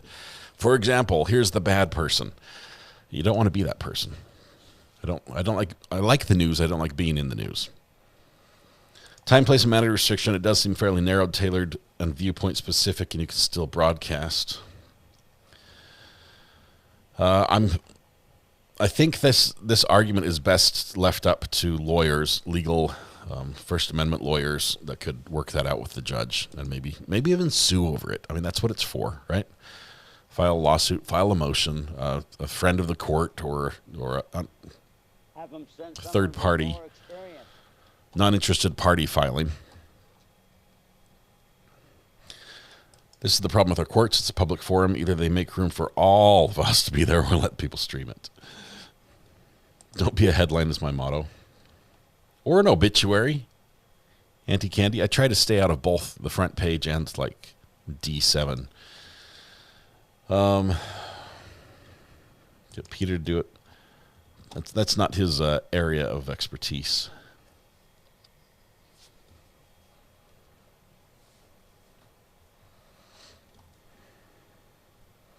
It would be Andrea's area. To take up before we bring the jury in. Is she covering this Attorney one? Thompson? No, thank you. Mr. Lychwick? I would like to recall Glenda Rose, a witness, and whoa. Ms. Michelle, the state's expert. That's not your time, sir. Ms. Michelle Nelson? No. You had an opportunity to ask them questions on cross-examination, so we're not recalling them at this time.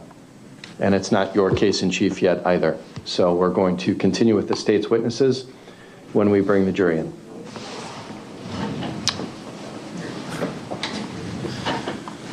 Spoke out of turn, and now the state knows what his plans are. Just like, no, that's not how this works. That's not how any of this works.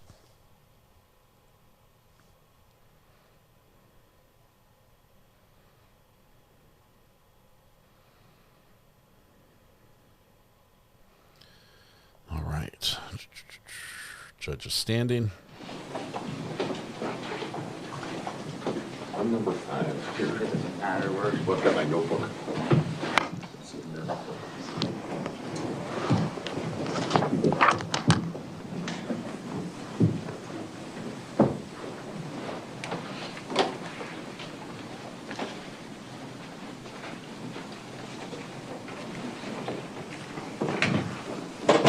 Thank you. You may be seated.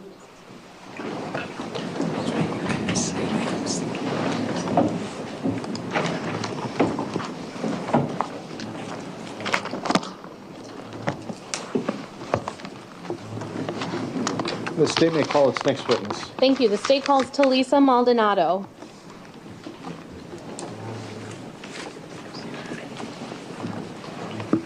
Ma'am, come on up to the witness stand. When you get up by the seat, please remain standing and raise your right hand to be sworn in by our clerk. The judge has ordered that this is the view we get for this trial, or for this witness, excuse me. So, The testimony you're about to give in this matter before the court shall be the truth, the whole truth, and nothing but the truth. So help you God. I do. this will only be have a audio. seat. That black bar with the red dot in front of you is our microphone. Get yourself seated nice and closely to that. And when you are ready, start by stating your name, spelling your first name and your last name. Okay. My name is Talisa Maldonado.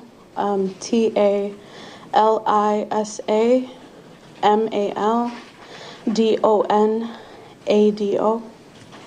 Thank you. Miss Maldonado, are you familiar with an individual named Carlos Maldonado? Yes. Who is that? That's my dad. And were you aware of your father living in an apartment building in the city of Waukesha? Yes. Had you been there previously or not? I had been there. I dropped him off there before, yes. Okay. Now, I'm taking you back to April of 2024. The year or year and a half or so leading up to that time frame, were you and your dad close? Yeah, we were. Had there been a time in your lives where you were not as close as you were in the year leading up to April of 2024? Yes, yeah. And in that process of reconnecting, did you guys talk on the phone often in that year leading up to April of 24? Yeah, it was almost weekly, sometimes daily. It was, yeah. And was your dad working at that time? Yeah, he, for a time he was working at Amazon, and then he stopped working there, and he was trying to start his own business. Do you know what business he was trying to start? He was a jack of many trades, I guess, if that's the verbiage.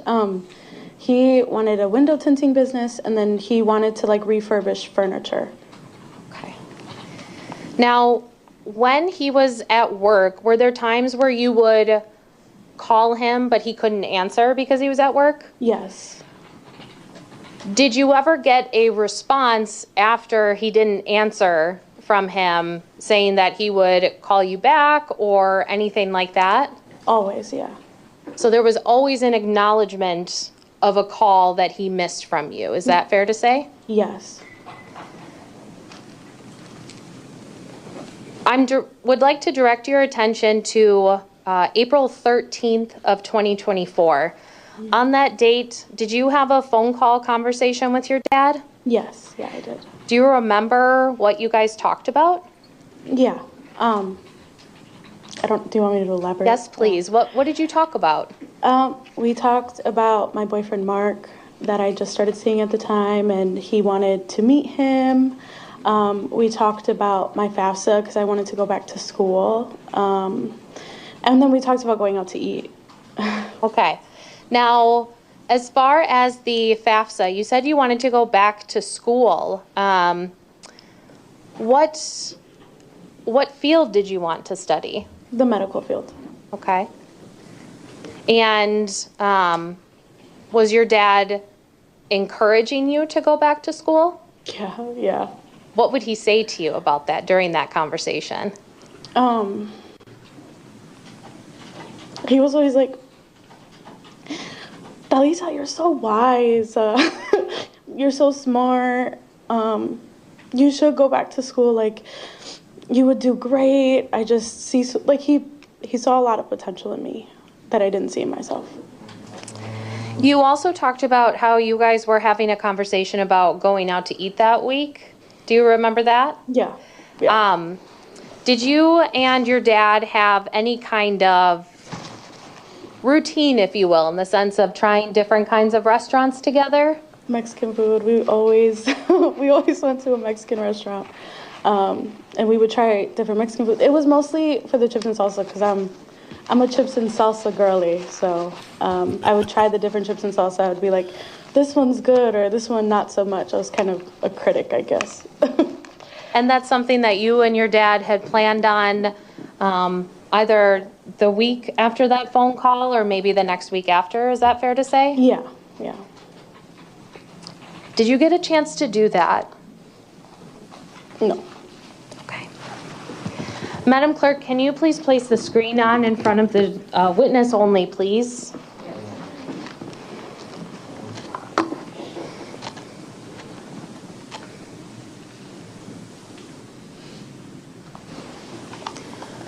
Ms. Maldonado, I'm showing you what is marked as State's Exhibit number 65. Do you know what this photo is? It's my dad. Is this a photo that you provided to my office for purposes of this trial? Yes. I would move Exhibit 65 into evidence and ask to publish to the jury. Any objection to admission?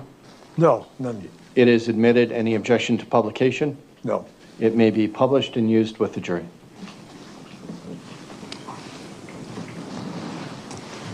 Ms. Maldonado, why did you pick this photo? Because it showed how happy he was. I always saw my dad as this happy person and who loved me so much, and this is who I saw. So I wanted other people to see that too. After you had this phone call on April 13th, did you attempt to contact your dad at all later that week? Yeah, I did. Did you try calling him, texting him, or something else? Both. Did he ever respond to any of those calls or texts? No. And was that unusual based on the contact you guys had been having leading up to that point? Yeah, it was.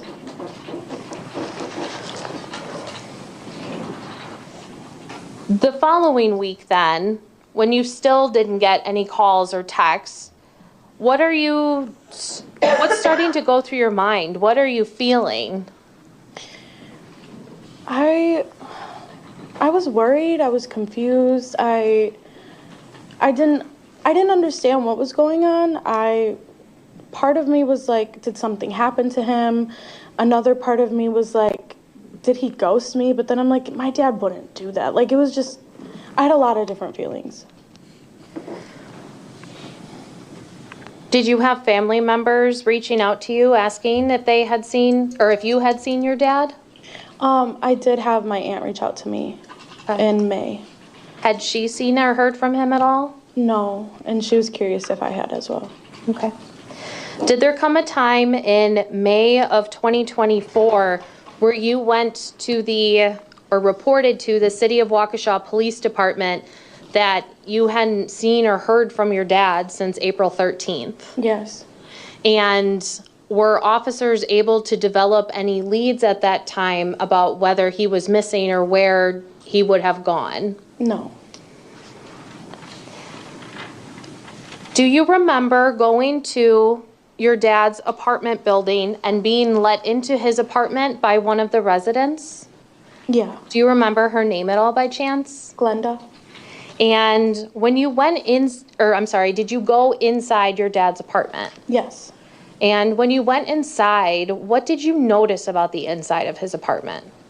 Everything was left behind, which wasn't usual. Yeah. Is there anything that you saw in the apartment or were thinking that if you saw it, you knew he wouldn't have just fled because this wouldn't be left behind? His birth certificate and his diplomas. Did you see those anywhere in the apartment? Yeah, they were above his refrigerator in like a cabinet in a bag. So at this point now, you haven't heard from your dad, you haven't seen him, nobody's had any contact with him. You see these items that he wouldn't have left behind. What thoughts are starting to go through your mind then? Does the worry increase or decrease or something else? I had a feeling that he may be passed because, or like something bad happened to him because he wouldn't leave that stuff behind. Because of what? He wouldn't leave that stuff behind. Would it be fair to say that your heart knew something before your mind did? Yeah. Over the next few months, May turns into, the summer, and we come to October 30th of 2024. Were you personally trying to find your dad? Yeah. What were you doing? It's kind of embarrassing. I would call like homeless shelters and stuff, and then I would call hospitals, and then I got to a point where like I was so desperate, I started calling psychics, because I just wanted to know what happened, where he was. Yeah. When you, or do you recall, after that October 30th date, having a conversation with law enforcement officers and them telling you that they had found your dad's remains? Yeah. And were you aware of whether they were found on the property of his apartment building? Did they tell you that? Yes, because prior they told me that they found a body at his apartment complex, but they couldn't confirm if it was him, and then later they confirmed it was him. So I knew where it was prior. When you were having that conversation and you got that notification, what were you feeling? Part of it was like relief of knowing, but another part was like a lot of pain. Because it wasn't supposed to happen like this. It wasn't supposed to happen. It was painful. I don't know. Was he supposed to meet Mark? Yeah.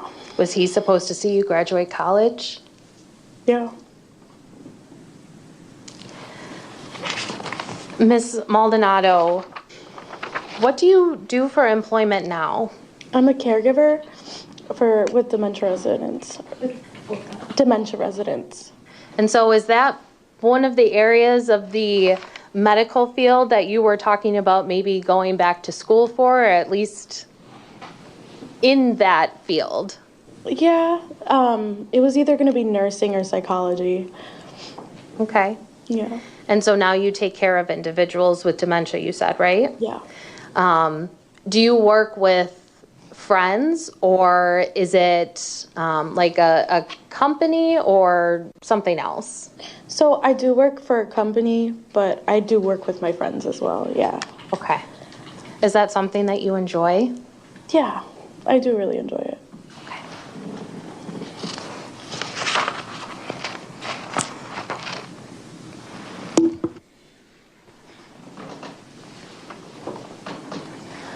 Thank you, Ms. Maldonado. I do not have any other questions for you. Cross-examination, Mr. Lychwick. Outside of expressing my condolences for the loss of your father, I have no questions for this witness. Okay, thank you, Mr. Lychwick. You may step down, ma'am. That was a good move. I was worried he was going to take that somewhere where State may call its next witness. Your Honor, we call Dr. Alice Wiedenhoff. Wiedenhoff. Like Hasselhoff, but different.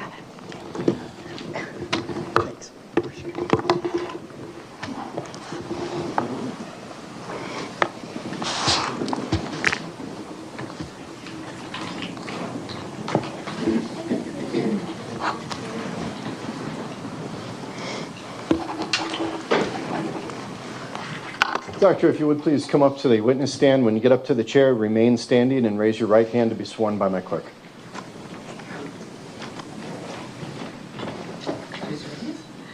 Do you swear that the testimony you're about to give in this matter before the court shall be the truth, the whole truth, and nothing but the truth, so help you God? He's wearing a U.S. Forest Service. Sure. That black bar with the red dot in front of you is our microphone. Get yourself situated nice and close to that, and start by stating your name, spelling your first and last for the record. The nice My name lady. is Alex Wiedenhoff, A-L-E-X, last name W-I-E-D-E-N-H-O-E-F-T. Nice lady in front of you is the court reporter. I'm sorry, Tom Red. Bosco. I was Thank you supposed very to not much, Your talk. Honor, and good afternoon, sir. Can you please tell the jury where you're employed? I work in the Center for Wood Anatomy Research at the Forest Products Laboratory in Madison, Wisconsin. And how long have you been so employed, sir? I've actually worked there since I was a freshman in college. And do you have a educational background that qualifies you to hold your current position, sir? I have a bachelor's, a master's, and a PhD, all from the Department of Botany at the University of Wisconsin-Madison, where I'm also an adjunct professor of botany. And in terms of your training and or experience, do you have any specialized training or experience that qualifies you for your current position, sir? I've had extensive coursework related to plant identification and tree identification. I give guest lectures in the tree identification course at UW-Madison. And then I do forensic work for the federal government, specifically typically pertaining to wood specimens as a part of my normal employment and research. And throughout your career, have you ever testified in court regarding any botanical findings before? I've had, I appeared in court one time in 2020, and I've had numerous reports and evidence reports and things filed in cases, civil and criminal. If you had to estimate, sir, about how many reports have been utilized in court proceedings that you've authored? Oh, probably at least a dozen, maybe more, yeah. And if you had to estimate how many times you've testified in court, not counting today, how many times would you say you've testified, sir? Just the one time. Okay. And you testified just a few moments ago that you're also a college professor, is that right, sir? I'm an adjunct associate professor in the botany department at UW-Madison. Thank you, I appreciate that. So you've actually taught the science of botany at the collegiate level before? I give guest lectures in plant anatomy and dendrology, and then I co-teach the forensic botany course. And sir, have you ever been published regarding any specific botanical issues? Yes, I have on the order of 100 scientific publications. And are you familiar with a document, sir, that's known as a curriculum vitae, or CV for short? Yes. Can you please tell the jury, what is a curriculum vitae? A CV it's basically like an academic resume on steroids. It's excruciatingly detailed, talking about professional accomplishments. And do you regularly keep a copy of your curriculum vitae as part of your career? Yes, that's common for scientists. And if I was to show you a copy of your curriculum vitae here today in court, do you think you would recognize it, sir? I presume so. Okay. Madam Clerk, if we could just show this exhibit to the witness. It's been previously marked as State's Exhibit number 58.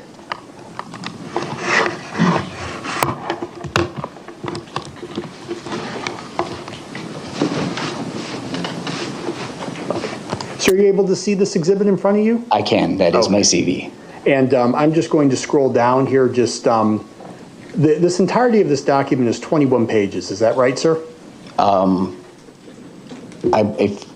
Yes, I'm sure. Okay, I can scroll down if it makes it easier for you, sir. Oh, I see. Yep, there's still the page count there, yes. Okay. Just want to make sure we go through all the pages here just to make sure that we don't miss anything here.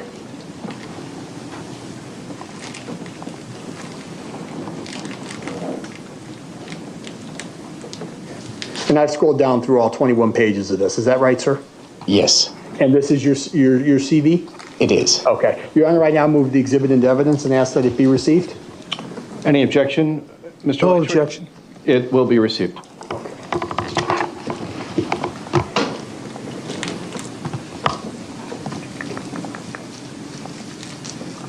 Doctor, as it relates to this particular case, I'd like to turn your attention to that now. Do you know a specialist by the name of Nikki Nelson? I did meet Specialist Nelson, yes. Can you please tell the jury how you came into contact with Specialist Nelson? In fall of, I think it was actually Halloween Day of 2024, I was giving a guest lecture at UW-Platteville. A colleague of mine, Dr. Jana Marie Truesdell, was teaching a forensics course and asked me to give the guest lecture on forensic botany. And my understanding is that she also works part-time as a medical examiner or something to that effect, and became involved in this case just a few days after I had been there lecturing about forensic botany. Doctor, how do you spell that name that you referenced? Jana Marie is all one word, Janamarie, and I think her surname is Truesdell, Truesdell, but I'm not certain. Thank you. Okay. So was this this class that you were guest lecturing at, the instructor for that class was the go-between between you and Specialist Nelson, is that right, sir? That's my understanding, yeah. Okay. And let me just back up and ask you this as well, Doctor. As a doctor of botany, is it fair to say that you're comfortable identifying plant life based on photographs? Yes, within reason, yeah. Okay. And was there a point in time in which Specialist Nelson met with you in person? Yes, we arranged to transfer the evidence collected at the scene that I could take it to my laboratory for analysis. And when you met with Specialist Nelson, was that on November 8th of 2024? Yes. And you may have just answered my next question, but at that point, what, if anything, did Specialist Nelson give to you at that point in time, sir? There were sealed evidence bags, type of brown paper bags with various, I mean, at the time I didn't know, obviously, but with material inside, including botanical material. And before you received this botanical material from Specialist Nelson, did you know anything about this plant material? The only thing that I knew was from a conversation with Specialist Nelson, and that indicating that it was associated with a body. And sir, as far as the location where this plant life was specifically recovered before you received it from Specialist Nelson, had you physically ever set foot on the site of the murder, sir? I have not. Okay. And the vegetation that you received from Specialist Nelson, can you just tell the jury a little bit about how it was specifically packaged when you received it? The bulk of the material was in sealed paper bags, but there were a couple items. There was one item that was in a sealed plastic jar, but it had like an SKU number on there and an evidence number for individual items that we use to track as we go through, so that we can associate whatever's found back to the correct context, I guess, in which it was collected. Is it fair to say that each of these items of vegetation were packaged together, or were they packaged separately? There were several individual bags, separate bags of evidence. Okay. And then after you received these plants from Specialist Nelson, what did you do next then in order to analyze them, sir? So to be able to, because with a case like this, you don't know what's in there. You have no idea what you're dealing with. So I started by setting up a clean area in my laboratory and then putting down a laboratory tissue, like a giant Kleenex, basically, so that I could separate out individual items, because there were little pieces of leaves and broken twigs and dirt and other detritus in there. It wasn't just like a pristine, perfect, leaf or something. And so I was able to then keep all of the material in one place and sort through and say, well, these are twigs from like broadleaf trees, and these are twigs from conifers and things like that for each separate bag of evidence. Is he wearing a whistle or a magnifying covered glass? This already, but just so we're clear, so after you received the bag from Specialist Nelson containing the plant life, You then transported it back to your lab, is that right? That's correct. Okay, and that's when you performed that's where you actually performed the testing on this plant life, was at your lab? Correct. And was that in Madison, sir? It was. Okay. And when you arrived at your lab in Madison with the plant life, did you physically eyeball it first, sir? Yeah, the initial question is, what do we even have in the bag, and is there anything for me to operate on? People sometimes don't always know how to collect botanical evidence, so it's kind of it can be questionable sometimes whether things are in good condition or not, and so every time you open a bag, you don't know what you're going to get. And so it begins just with a naked eye analysis, trying to separate out into different groups. And did you have enough where you were able to then physically test after you observed it with the naked eye? Some of the material was testable. Some of the material were just the tiny broken fragments of leaves. There's not much for me to do with that. But, okay. And did you utilize any sort of equipment then when you were testing this plant life, sir? At various stages, I would use a magnifying glass, a hand lens that I have on me right now, and then also transmitted light microscopy. So I'd make microscope slides. Transmitted light microscopy. Were you able to make an identification on any of the plant life, sir? Well, one of the items in there was a seed from a catalpa. And then another item looked like was probably a decayed catalpa fruit itself. I see. And when you use the word catalpa, is it accurate? And please help us if we're not stating this correctly. Is it accurate to call it a catalpa pod, or is it just catalpa? The catalpa is the name of the plant, and so a catalpa, it has wood, it has bark, it has leaves, it'll have flowers, it'll make fruits, and so when we're talking about the catalpa pod, that's really the fruit. It looks like kind of a dried out gray to brown long string bean. And are they fairly common, catalpa pods? Catalpa trees will produce them once they're of sufficient age, and an individual catalpa tree can produce quite a few, and they tend to hang on the tree. They're rather distinctive. Catalpas themselves are typically found as planted landscape trees in this part of the world, and I don't have any. I guess I don't have any expertise to say how abundant they are in the Waukesha landscape. I see. And was there a point in time in which you informed Specialist Nelson's of your findings in terms of being a catalpa pod? Yes. And did you inform her of your findings on December 2nd of 2024? That's correct. And did you then have a conversation with her in terms of the vegetation that was located on the site where this catalpa pod was found? Yes, because if you think about, now I just said I don't have a specific expertise in the abundance of catalpa, but maple trees, for example, are extremely common. So if we found a maple fruit, that wouldn't be all that interesting or informative. When we find a catalpa fruit, that means that we're going to be in fairly close proximity to a catalpa tree, because those fruits don't get moved around much by animals. They don't blow away in the wind. They often typically will hang on the tree on into the next growing season.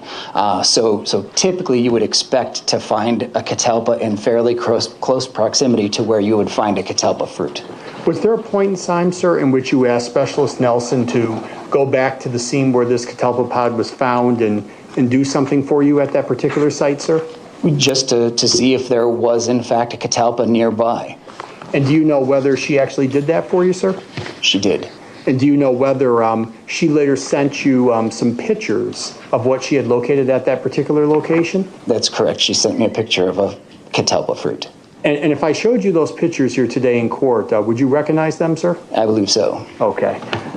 Madam Clerk, these exhibits have been previously received as States Exhibit 55, 56, and 57 as well. I would ask that we place these on the witness's screen as well. Is this his first time testifying in the murder trial? They've already been published to the jury, so if we want Okay. Great. Yeah, then if we could publish them, that would be great as well.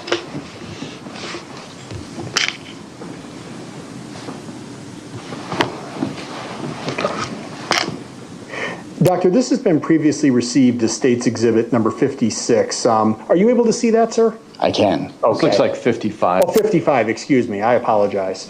Do you recognize this photo that's depicted on State's Exhibit 55, sir? Yes. And there are a catalpa series tree. of items that are hanging down from this tree branch. Do you see that, sir? I do. Do you recognize those, sir? Those are catalpa fruits. And was this the picture that Specialist Nelson sent to you, sir? He loves this. Okay. And again, it is your testimony that you can positively identify these as catalpa seeds? This is like a quintessential kind of winter silhouette of a catalpa. I have a poster And now identical to this directing in your my room. attention to what has been previously received as State's Exhibit number 56. Is this a picture that you received from Specialist Nelson as well? It is. And are you able to identify the plant that is depicted in State's Exhibit number 56? That's a catalpa fruit. Okay, and why are you so confident, sir, that State's Exhibit 56 is a catalpa fruit? I don't mean this to be flip because that's what catalpa fruits look like. Not a problem, sir. Yeah, that's and so when they mature, they crack open and there are papery little seeds inside, and you can actually see some of those here. This is why I went and to then school. finally, turning your attention to State's Exhibit number 57, is this also a picture that you received from Specialist Nelson? It is. Is this a catalpa seed, sir? This is not. What is this It's a vegetation fir, that's right? depicted, sir? This is a little branch with some of juniper. You can see what people call the juniper berries. They're not actually berries. They're technically little cones, but everybody calls them juniper berries. They're wrong. So, yeah, this is a sprig of juniper. Did Specialist Nelson tell you the vegetation that's depicted in State's Exhibit 57? Did she tell you where she found this? My understanding is that it was at or near the site of the body. Okay. And again, with respect to the previous two exhibits, did Specialist Nelson tell you that those had been also received on the site where the body was discovered? Or in the immediate vicinity thereof, yeah. All right. Just one moment, sir. I like this guy. I wanted to work for the U.S. Forest Service. These when I was a kid. photographs that you received from Specialist Nelson, did you receive them on December 10th of 2024? I believe so. Anything else? That's all the questions I have. Thank you, sir.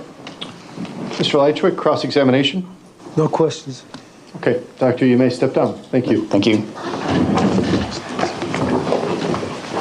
The state may call its next witness. Your Honor, we called Detective Christopher Bloom. I think now would be a good time for all of you to sign the I Speak for the Trees pledge. Now that we are certified botanists.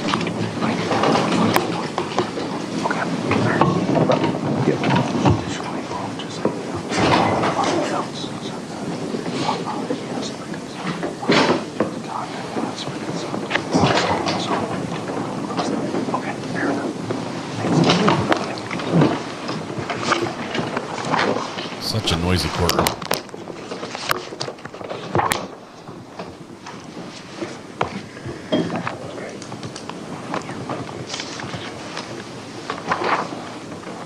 Detective, you may come up to the witness stand. When you get up to the chair, please remain standing and raise your right hand to be sworn in.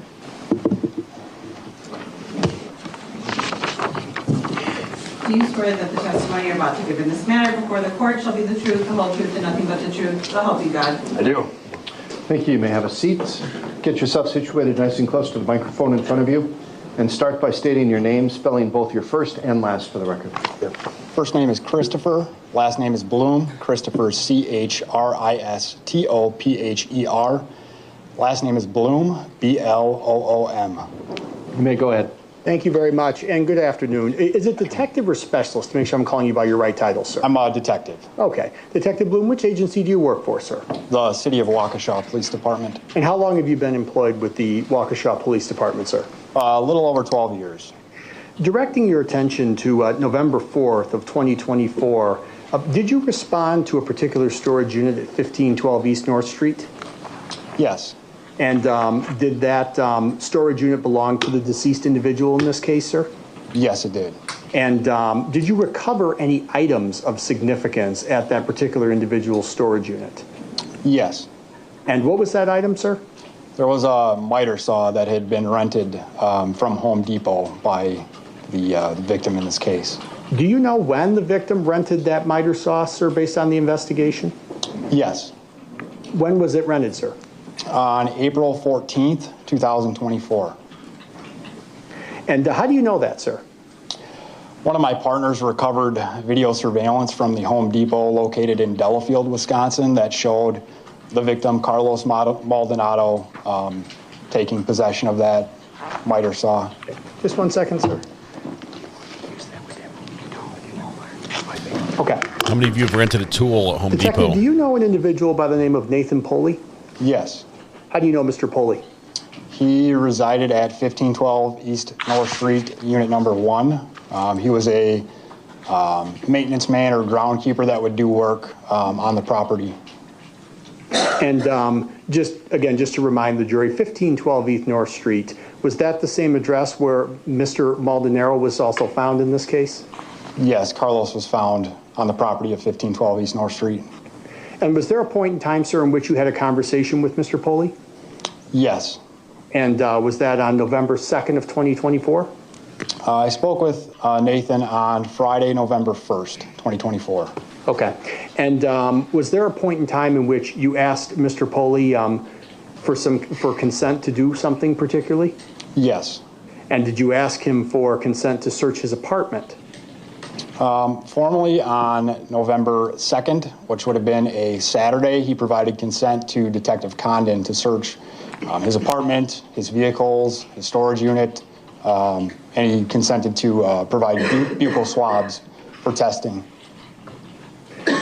In terms of Mr. Poley's consent for his unit, his storage unit, his vehicles, is it fair to say he was cooperative in terms of that request? Yes. And then you mentioned that at some point in time you asked him for a buccal swab. Is that right, sir? He was asked to provide buccal swabs, yes. And can you please tell the jury, what is a buccal swab? It's a sterile instrument, much like a Q-tip, with a cotton or foam on one side, used to collect, in this case, mucosal DNA from the cheek. And do you obtain a buccal swab by swabbing the inside of an individual's cheek? Yes. And by swabbing the inside of an individual's cheek, does this collect their DNA? Yes. And when an individual's DNA is collected, then is it subsequently, can it subsequently be sent to a lab for identification? It can be, yes. And did Mr. Poley provide 2 buccal swabs to you? Not to me personally, but he did, yes. He did to law enforcement? Yes. And again, he provided them both consensually? Yes. Did you or did another officer at some time ask Mr. Poley for consent to search his Boost mobile phone? Yes. And once again, did Mr. Poley give consent for a search of that particular phone? He did. And did Mr. Poley ever revoke consent for the police to search his phone? No, never. And to your knowledge, was there any information located in Mr. Poley's phone that would suggest that he had any connection with Mr. Lychwick in this case? None whatsoever. Any connection in terms of the alleged victim in this case? None whatsoever.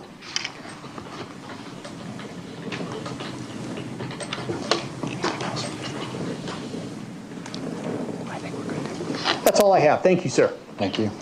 Cross-examination, Mr. Lychwick. Detective, did you ever come across any indication that Mr. Poley knew the victim, Mr. Maldonado? Yes. And what would that be? He acknowledged that he would come across Mr. Maldonado in passing, stated that they would smoke a cigarette from time to time. I believe at one point he assisted Mr. Maldonado in bleeding the brakes on his vehicle. So he described their relationship as acquaintances, folks who would come across each other in passing. But yet they did have a cigarette together and they did auto work together. Which yes. Which is what friends usually do. I'm not sure. He characterized their relationship as acquaintances. How convenient. Objection. I have no further questions for this witness, Your Honor. Any redirect on that scope? No. How convenient. Okay, Detective, you may step down. Thank you. Thank you.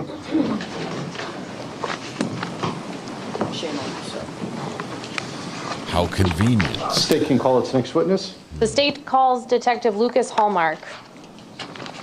Lucas Hallmark, not related to the greeting card company, I think. Maybe he'll get up on the stand and have a whole bunch of one-liners. Then we'll know he is from the Hallmark company.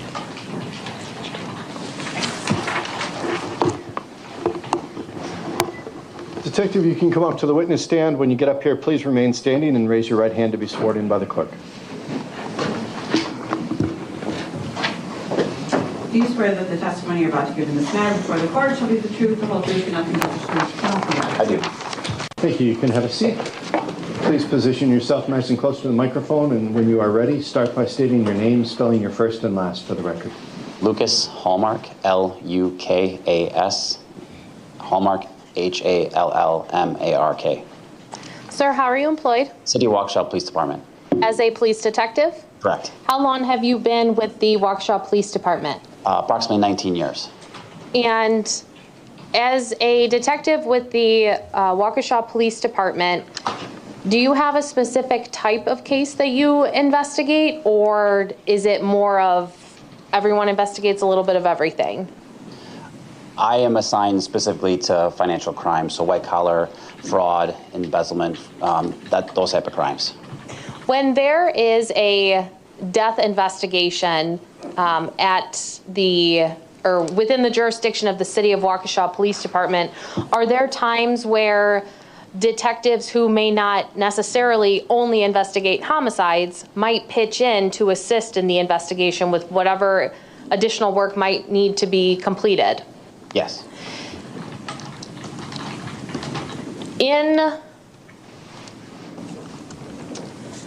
I'd like to direct your attention to October 30th of 2024. And on that date was a body located at 1512 East North Street. Yes. Were you one of the detectives who responded to the scene that night, or no? I was not. Did you subsequently provide assistance in investigating who the individual was and building a timeline of that deceased individual's last 24 hours? That is correct. In a death investigation, why is it important for law enforcement to build that 24-hour timeline prior to the decedent's death? Well, it's important for many factors. In this particular case, it was very helpful to go back and determine where the individual was, what they were wearing, especially with in my line of work with financial crimes, we were able to determine what the person purchased, those types of things, to kind of identify what patterns of life the person had prior to them being killed. In this case, with the remains being discovered approximately 6 to 7 months after he was last seen, would obtaining information about those last 24 hours also help corroborate the date that the individual would have died? Yes. In this specific case, were you aware that the identification of the remains had been made and the individual was Carlos Maldonado? That's correct. And were you made aware then, as part of your investigation with your other officers, that he was a resident at that apartment building on North Street? That's correct. What did you do in this investigation to build that 24-hour timeline of Mr. Maldonado's, of the day that he died? So through investigation, we learned that Mr. Maldonado completed his financial transactions through Educators Credit Union. So I submitted a subpoena to Educators Credit Union to determine where his debit card was used during the course of the period of time where we thought that he might have last been alive. And did you notice any purchases that were made on April 14th of 2024? Yes. In reviewing financial records, you are able to determine if a charge is usually like a point of sale service. So like if someone goes into a store and they actually use the card physically, either tap or insert in a chip or a swipe, you're able to kind of determine that on the credit card statement opposed to like a reoccurring charge or something that's purchased online. So we were able to determine that the last point of sale service or purchase by Mr. Maldonado was on April 14th. Was that at a Home Depot located in the city of Delafield? Correct. Once you saw that purchase on Mr. Maldonado's financial records, did you go to that Home Depot location? I physically didn't go there. I spoke with a security asset protection manager from Home Depot, but I am familiar with that store.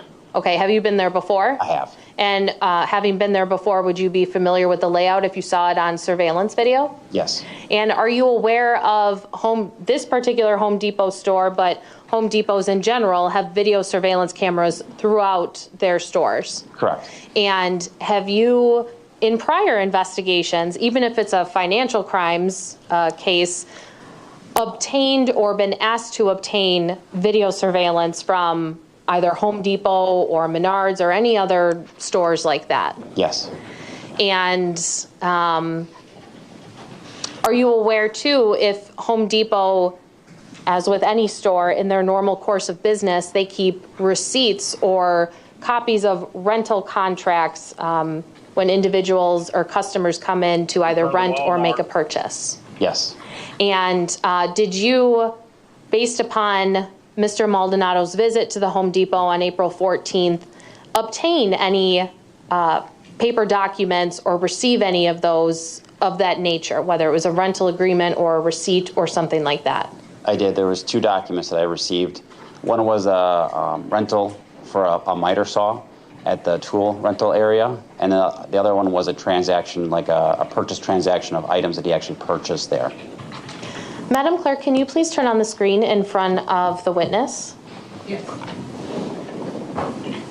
And while we're doing that, as part of your building of Mr. Maldonado's last 24 hours, did you also locate other purchases that he would have made in person on April 14th?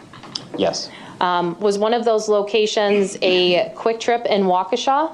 Correct. And then did he make a purchase at Harbor Freight in Waukesha? Yes. Did you obtain receipts from those 2 businesses showing what would include a date and timestamp of Mr. Maldonado's purchases? Specifically with Quick Trip, we were able to obtain the receipts and the transactions for what occurred. On Harbor Freight, when we went to the location, they didn't actually have a physical receipt to give us due to the time that had passed. However, they were able to pull up the transaction on their computer and show us the items that were purchased. However, they weren't able to give us the exact time that the items were purchased on that day. On the screen in front of you, I'm first showing you what is marked as State's Exhibit number 60.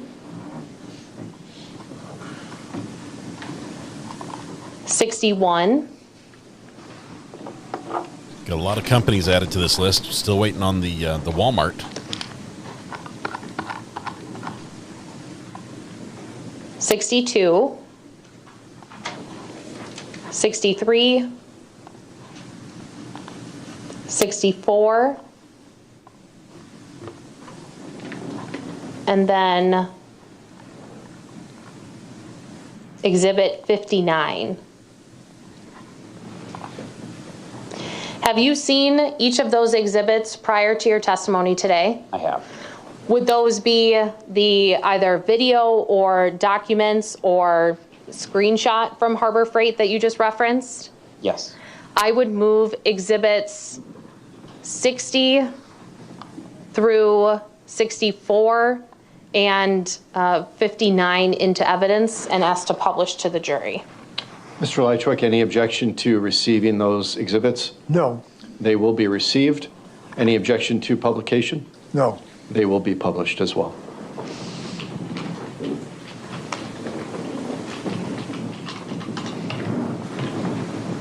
Detective Hallmark, I'd like to first start with the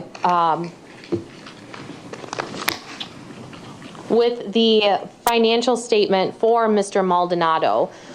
How did you obtain his financial documents? I know you said that you found out he banked at Educators Credit Union, but how did you actually get this document? We found Mr. Maldonado's debit card, and we were able to identify the numbers on the card, and we were able to submit the subpoena to Educators Credit Union. And the subpoena prior to its submission, was it approved by a judge here in Waukesha County? Correct. Is that a standard practice for any warrant or subpoena that yourself or other detectives serve on a company or an individual? Yes. Now, when you received the financial records back from Educators Credit Union, was there a time frame that you had asked for? Yes, there was. I don't specifically remember the large scope of the time frame that we requested, but I believe it was January 2024 through, I actually don't recall the end date that we requested it. Yeah. Okay. In looking at Exhibit 62, is this a 3-page statement of the monthly statement for April 1st through April 30th of 2024 for Mr. Maldonado's Educators Credit Union account? Yes. Okay. And now when you reviewed this, if we go down to April 14th of 2024, do you see the Home Depot purchase at Delafield, or at the Delafield location that you just talked about? Yes. Okay. Is this what I am highlighting here with my cursor? Is this the one of the purchases that he made at that Home Depot on April 14th? Correct. And we noticed that withdrawal POS, which you defined for us earlier as meaning he was in person. Is that fair to say? I mean, most likely, the POS means point of sale. I mean, there's a potential that there's a possibility that the point of sale could be included on the credit card statement, but it doesn't necessarily mean that the person was in person. There has to be a Walmart on there somewhere. Routinely or commonly does refer to that, yes. Okay. What did you learn Mr. Maldonado was doing at this Home Depot location in Delafield on April 14th? So in review of the camera footage, we're able to determine that he rented a miter saw through the tool rental, and he also had other items that he had purchased, a paintbrush, an extension cord, there was some polyurethane and some other items. In looking at Exhibit 60, which should be on the screen in front of you now, is this the receipt for the items separate from the miter saw that Mr. Maldonado purchased on April 14th at approximately 10:23 a.m.? Correct. Okay. Now, going to then Exhibit 61, what is Exhibit 61? This would be the tool rental purchase from the Home Depot in Delafield. And is this the rental agreement for that miter saw? Correct. Was this miter saw ever recovered from the property of 1512 East North? It was. Were you one of the individuals that recovered it? I did not take possession of it, but I was there when we searched the area and we located it, yes. Okay. Now, on this rental agreement, can you see when the miter saw was due to be returned? It was due back on April 14th at 2:21 p.m., so it was a 4-hour rental. And because you located it on scene at the property, is it fair to say that was not returned? It was not. Now, looking at Exhibit 63, what is this exhibit? This exhibit is is a photograph of the computer at Harbor Freight showing the transaction of Mr. Maldonado's Educators Credit Union card at that location.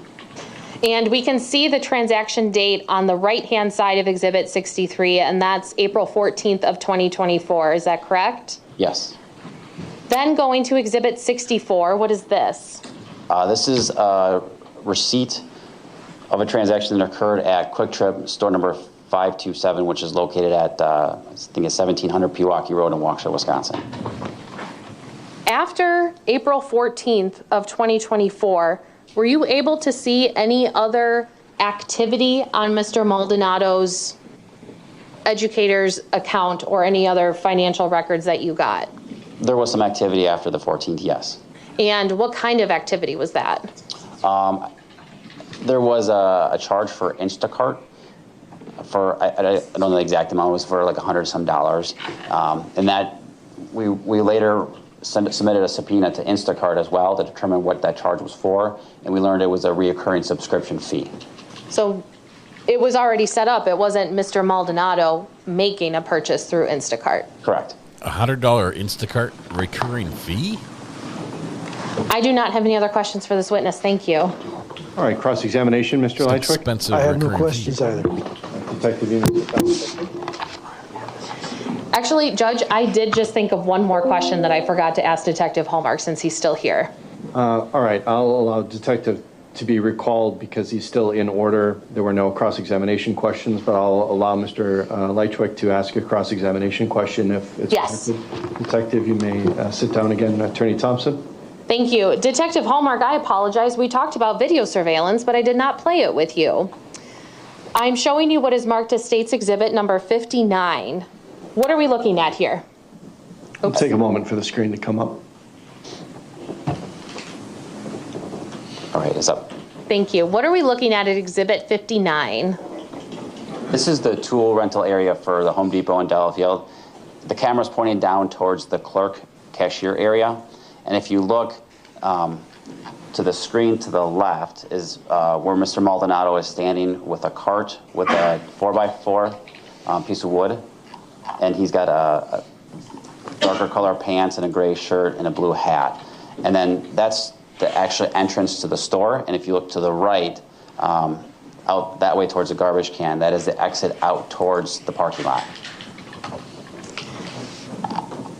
Does Mr. Maldonado, when you watch the video, end up coming closer to the counter? Yes. And is that when you see he is making a purchase? Correct. Okay. What evidentiary value did this video have later on in your investigation as it relates to what Mr. Maldonado is wearing in this video? So the shoes that Mr. Maldonado is seen wearing in this video right here match very consistently the color, the shape, the formation of how the two patterns come together, the white and the blue on the shoe matched with the shoes that were located on the individual located at 1512 East North Street. And as far as the date and timestamp on this video, is that contained in the bottom left-hand corner in the title of this video? Correct. Okay. I'm going to play not the entirety of the video because it is 6.5 minutes long, but I am starting at the 0-second mark, and I will indicate the timestamp when I stop. This is a long question she forgot to ask. Victim to the top left-hand corner of the screen. That cowboy hat has seen better days, more than a few rainstorms.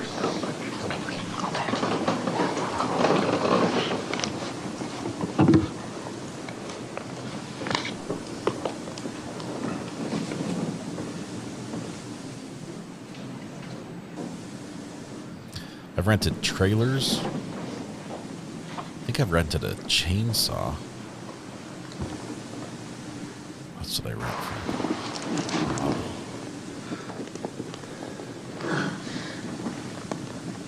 Probably like a jackhammer or a hammer drill type thing.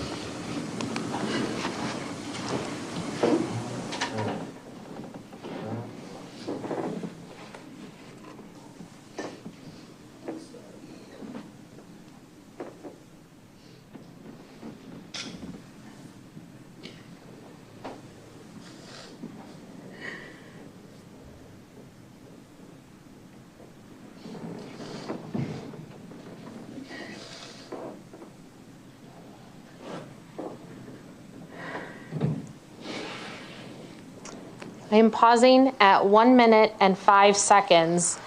Detective Hallmark, can you please circle on the screen in front of you which individual Carlos Maldonado is? Can we please capture that as Exhibit 59A? It will be captured. Just one moment while my clerk confirms. I think I've rented fans for drying out a floor after a flood. Now I do not have any other questions for Detective Hallmark. Thank you. Okay, Mr. Lychwick, do you have any cross-examination questions?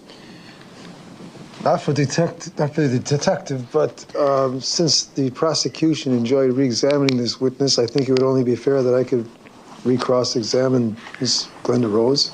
All right, I understand that request. I made an exception for the state here because the witness was not taken out of order, so I'm denying the request at this time to recall the other witnesses for cross-examination.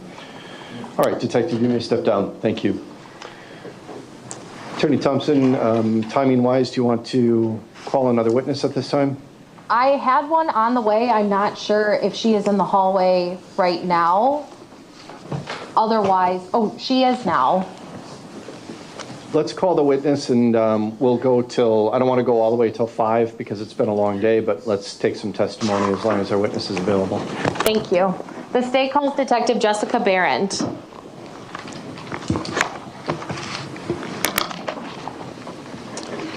He should be able to call Glenda Rose in his own case. That's the right time to do it. Detective, you may come up to the witness stand.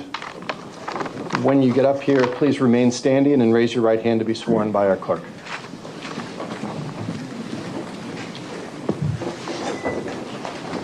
Do you swear that the testimony you're about to give in this matter before the court shall be the truth, the whole truth, and nothing but the truth, so help you God? Yes. All right, you may be seated. Got her sidearm in a high-rise holster. And when you are ready, start by stating your name, spelling your first and last for the record. Detective Jessica Berendt, Jessica Berendt. Detective Barrett, how are you employed? I'm a detective with the City of Waukesha Police Department. So Lychwick, these are the physical copies of the receipts that Detective Barrett will be testifying to. So I'll let you go through those while. Thank you. And how long have you been employed with the City of Waukesha Police Department? Over 19 years. And do you have a particular area or type of crime that you investigate? I'm considered a general crimes detective, and I specialize with frauds, domestics, stalkings, death investigations, things like that. Have you ever assisted on a death investigation? Yes. And do you know approximately how many times in your career you have? I would have no idea. There's been a lot. Okay. Now, when you are investigating a death, whether it is suspicious or a homicide or something else, is it uncommon for the police department to take kind of an all-hands-on-deck approach? An all-hands-on-deck approach would be a very serious case that we work. Typically, you could have 1 or 2 people helping you out on a case at a given time. In this investigation, it was all hands on deck. And why was it all hands on deck for this one? Because it was clearly the manner in which we discovered the body was clearly a homicide, given the bounds and the wrap that the body was covered in. It's evident that someone did this to an individual. So we knew we were looking at a homicide. We just didn't know at that point initially who or when or how. So we wanted to quickly kind of address all different areas, and we needed a lot of resources for that. We know that based on the level of the severely decompositioned body that we were already behind in our investigation, so we needed as many resources as possible to try and catch up. Now, when we are talking about this investigation, we're talking about the remains that were found at 1512 East North Street here in the city of Waukesha. Is that correct? That's correct. And were you one of the detectives that responded to the scene that night on October 30th? Yes. What was your role when you arrived on scene? So I assisted Detective Stern. I was there to canvass the area for witnesses and statements and things like that. I was also there to check apartments, other apartments. I checked apartments' histories to see what kind of calls for service we had over the last 6, 8, 10 months, whatever it was that we were looking at the time. And then also just to conduct any follow-up that was needed afterwards. You talked about looking into potential missing persons, correct? Yes. And are you familiar with the term premise history? Yes. what would that be? So in our system that we used for our reports, and every single call for service generates an address, and that address holds a history. We call that a premise history. So I looked at the premise history for this apartment complex, and I noted that in, I believe it was May 21st of 2024, that Talisa Maldonado called in her dad, Carlos Maldonado, missing. And so we didn't know who the body was, so we were looking at different facets of the investigation. First of all, where is Carlos and is he okay? And also, who is this body? We didn't know that the two were related at the time. So I was looking at premise history and also other missing persons cases in the city of Waukesha and even outside of the city. When you're talking about looking outside of the city, would that be within Waukesha County? So there is a federal database for missing persons, and we were even considering looking into that before we had identification. Did you ever expand the scope that far into the federal database, or were you able to focus in on Carlos Maldonado in your investigation? In my investigation, I focused on Carlos. Okay. And was law enforcement subsequently notified of an identification of the remains that were found as Carlos Maldonado? Yes. So now you know who this individual is or was, and now you start working on figuring out how this person died. Would that be fair to say? Yeah. And did there come a time in this investigation where law enforcement had identified an individual by the name of Kevin Lychwick as a suspect in the death of Carlos Maldonado? Yes. Okay. Now, once that information is learned by law enforcement, did you review a report or a CAD summary regarding a traffic stop conducted on Mr. Lychwick in mid-May of 2024? I did. It was May 23rd of 2024. And in reviewing, I'm sorry, I'll back up a little bit. Do your patrol officers in the City of Waukesha Police Department wear body cams? Yes, they do. And were you able to review a video of that traffic stop on Mr. Lychwick from May 23rd of 2024? Yes. Did you notice what color hair Mr. Lychwick had during that traffic stop? It was gray. Did there come a time in this investigation where you had in-person contact with Mr. Lychwick? Yes. Do you recall the approximate date that happened? I believe it was the end of November, May 29th, possibly. What color hair did he have at that time when you met him at the end of November in person? It was jet black. Now, I'm backing up a little bit to after this traffic stop, but now back to this investigation into Mr. Lychwick as the possible suspect that killed Mr. Maldonado, okay? Okay. On or about November 19th of 2024, were you in charge of organizing a cadaver dog search of the property at 1512 East North? Yes, I was. Prior to that, had you been the one to reach out to the handler of that canine? Yeah, so I learned that we had a resource in Wisconsin that was Canine Search Company, and Karen Corcoran is the owner of that company, who owns a dog named Moxie, who was available and willing to come out to do a cadaver search at the property.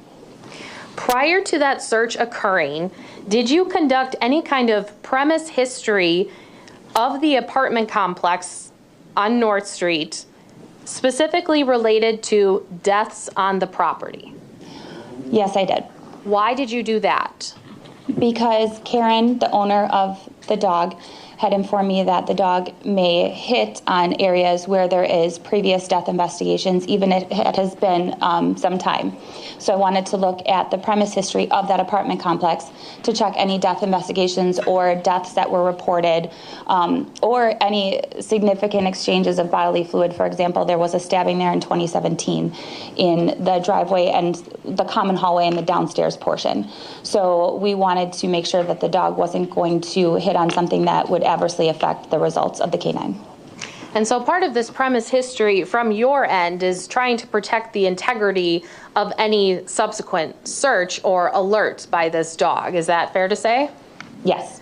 And when you looked at that premise history, I know you just referenced the stabbing, were there other deaths reported at this premises or at this apartment complex? Yes, there were death investigations in apartment 3, 5, 1, 12, and 14, I believe. Whoa. And then the most recent was in February of 2024. That was apartment 3. So that is on the lower floor. Whoa. And it's quite a distance away from apartment 13, which was Carlos's apartment. And the deaths of the residents related to those apartment numbers, did they, aside from the stabbing in the driveway, were those individuals found deceased inside of their apartments? Yes, they were. We'll talk later, the jury will hear later from Ms. Corcoran, but moving on then to, or kind of through your parts of this investigation, because is it fair to say you were not involved in every single step of the investigation? Correct. Okay. There were times where you would come back to assist while also maybe working on some of your other cases that you had ongoing? Correct. Did there come a time then where you assisted on a residential search warrant that was executed on Mr. Lychwick's apartment at 1512 East North? Yes. And that occurred on November 26th of 2024. Is that correct? Yes. Would that also have been the first time that you met Mr. Lychwick in person? Yes. Were you part of the search inside Mr. Lychwick's apartment? No. Where were you during that search of his apartment? There is a common area on the second floor, and Mr. Lychwick and Detective Stern and I were in that common area. And is it fair to say that there was a significant amount of paperwork and documents that were located in Mr. Lychwick's apartment? Yes. And were those documents and papers brought back to the City of Waukesha Police Department for further analysis? Yes, they were. Did you assist in reviewing any portion of those documents? Yes. What area or what topic of documents did you review as it relates to Mr. Lychwick's spending habits? So Mr. Lychwick had all of his monthly statements and receipts for spending, as well as he could keep track of them, folded up every month. So I had January through October of 2024 and all his financials, including his bank statements and receipts of purchases from stores and gas stations and things like that he spent his money on throughout those months. And I'm sorry, I might just ask you to slow down just a little bit. You kind of picked up at the end there. Now, these receipts that you had found, were they for stores located here in the City of Waukesha? Yes, they were. And were there certain receipts that you notated in your report that had evidentiary value as it related to the timeline of Mr. Maldonado's death? Yes, I noticed that his spending has increased in certain months. Specifically, the receipts that I had looked at, you could see from Woodman's, Dollar Tree, Walmart, things like that. They included a lot of cleaning supplies, an excess of cleaning supplies, what I would say. Typically, when someone shops somewhere, they have if they go to a dollar store, they have one that they prefer, whether it's close to their home or work or things like that. Mr. Lychwick was going to multiple dollar stores, multiple Walmarts, and even in the same day, within a few hours, to purchase things such as rubber gloves, bleach, what I would consider an excessive supply of salt, flyaway spray, air fresheners, candles, things like that. Detective Barron, Your Honor, this is the one physical exhibit with Detective Barron. I would ask permission to approach the witness. You may. What exhibit number will this be? This will be exhibit number 140. It is an envelope containing the receipts that Detective Barron just discussed. And I have shown a copy of these to Mr. Lychwick. I provided them to him for review as Detective Barron started testifying. Okay, you may approach with witness.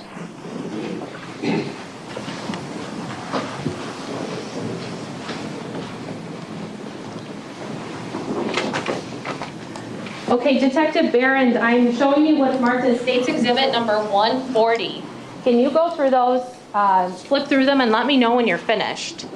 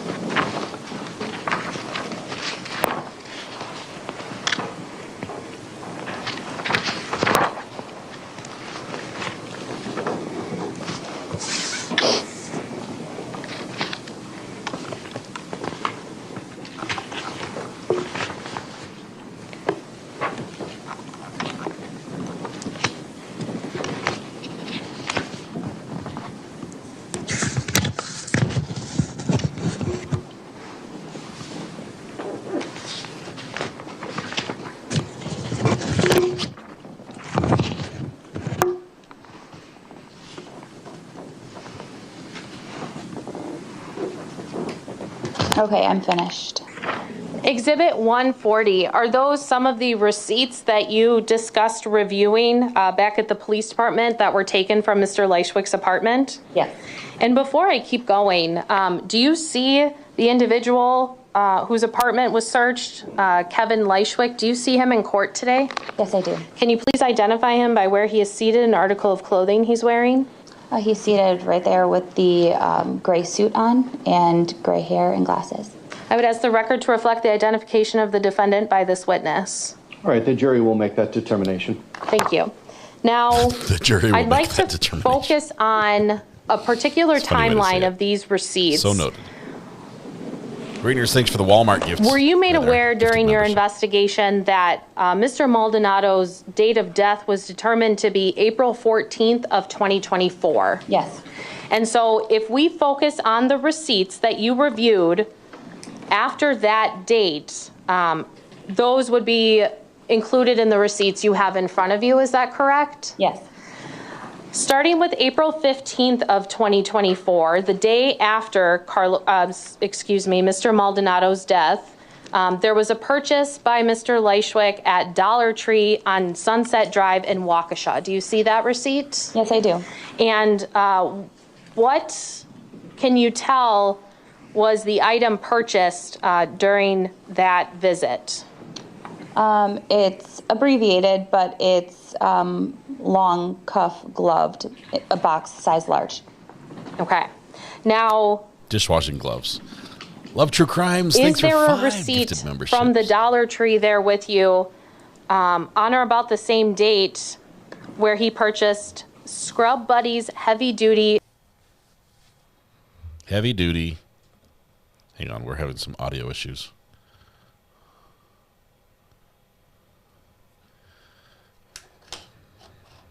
I have one from the Dollar Tree. Looks like the 29th. The receipt is a little faded at 18-16 hours. There would be another box of size large gloves. masking tape that was a concern, multiple candles, dish soap again, Febreze, more Southern air Febreze? spray. Is that the Dollar Tree located at 1230 West Sunset Drive in Waukesha from April 29th? Yes. Okay. Is the time of that transaction at 18:16? Yes, it is. And would that be 6:16 p.m.? Yes. Okay. Is there anything on there about Greenbrier Kennel Club XL Heavy Duty Pet Training Pads? Yep, it says Training Pad XL on there. And were you aware of, or during your preparations or your briefing for the search warrant on Mr. Lychwick's residence, were law enforcement officers aware if Mr. Lychwick had any pets? We believe that he did not. And were any pets observed in the apartment during the search? No. I am next looking at a receipt from the Walmart location in Pewaukee from April 28th of 2024. Do you have that receipt in front of you? Yes, I do. Okay, and on that date, is this receipt timed at 21:48? Yes. And that would be 9:48 p.m.? Yes. What are the purchases made at the Walmart in Pewaukee on that date and time? So there's some just regular purchases like toilet paper, vitamin D, but the thing that was a concern to me was the large latex gloves. On April 28th, 2024, is there a separate Walmart receipt for a Waukesha location? Yeah, so this was the purchase that I was talking to, 2 different Walmart locations within the same date and a very close time frame. This one's at 22:33 hours. Which is at 10:33 p.m.? Yes. And what purchases were made at the Walmart in Waukesha at that time? The item of concern on here is the trash bags. Okay. Can you describe for me how many gallons were those trash bags? It doesn't say on here, but Walmart has a way you can look up receipts and then subsequently look at the exact visual items that were purchased. And so I looked that up, and I believe they were 30-gallon. They were large bags. Now, is there a receipt there from April 29th of 2024 at the Walmart in Pewaukee? Yes. And is that timed at 19:12? Yes. Is that 7:12 p.m.? Yes, it is. What items are purchased on that date and time? Size medium and size large gloves, as well as some regular household items, it looks like.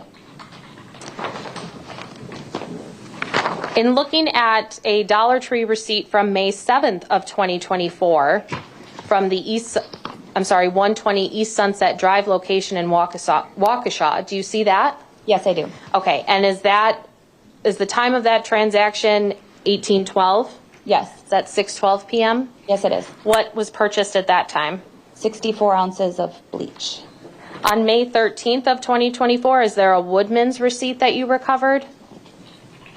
So I made a mistake in my report. It is not May 13th. This one is June 13th. I mistyped it in the report. Okay.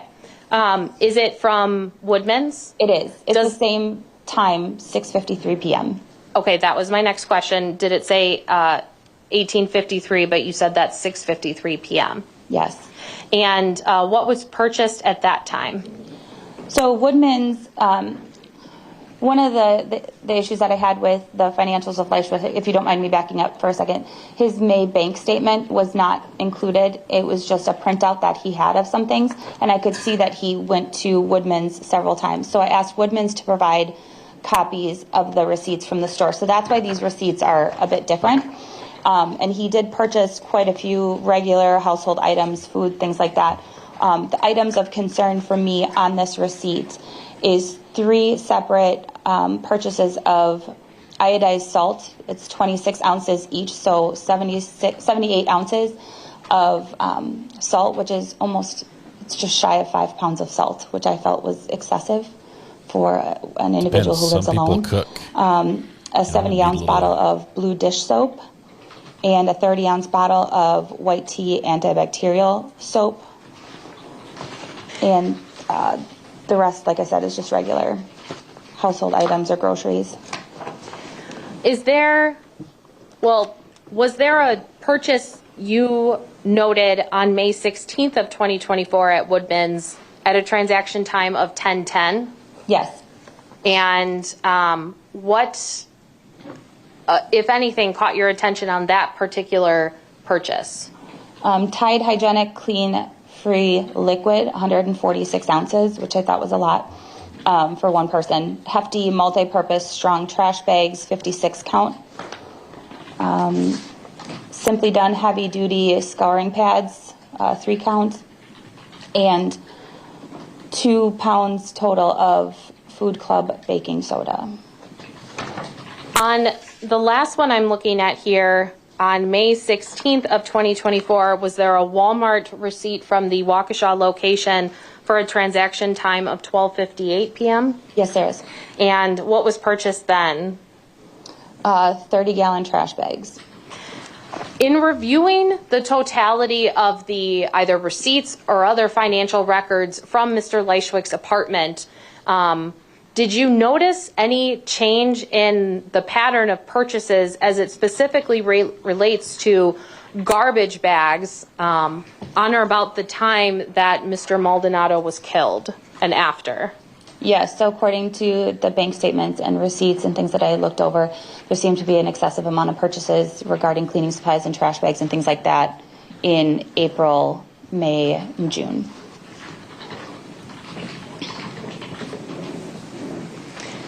With these trash bags, were you able to note whether they were clear or white or black? A lot of them were black.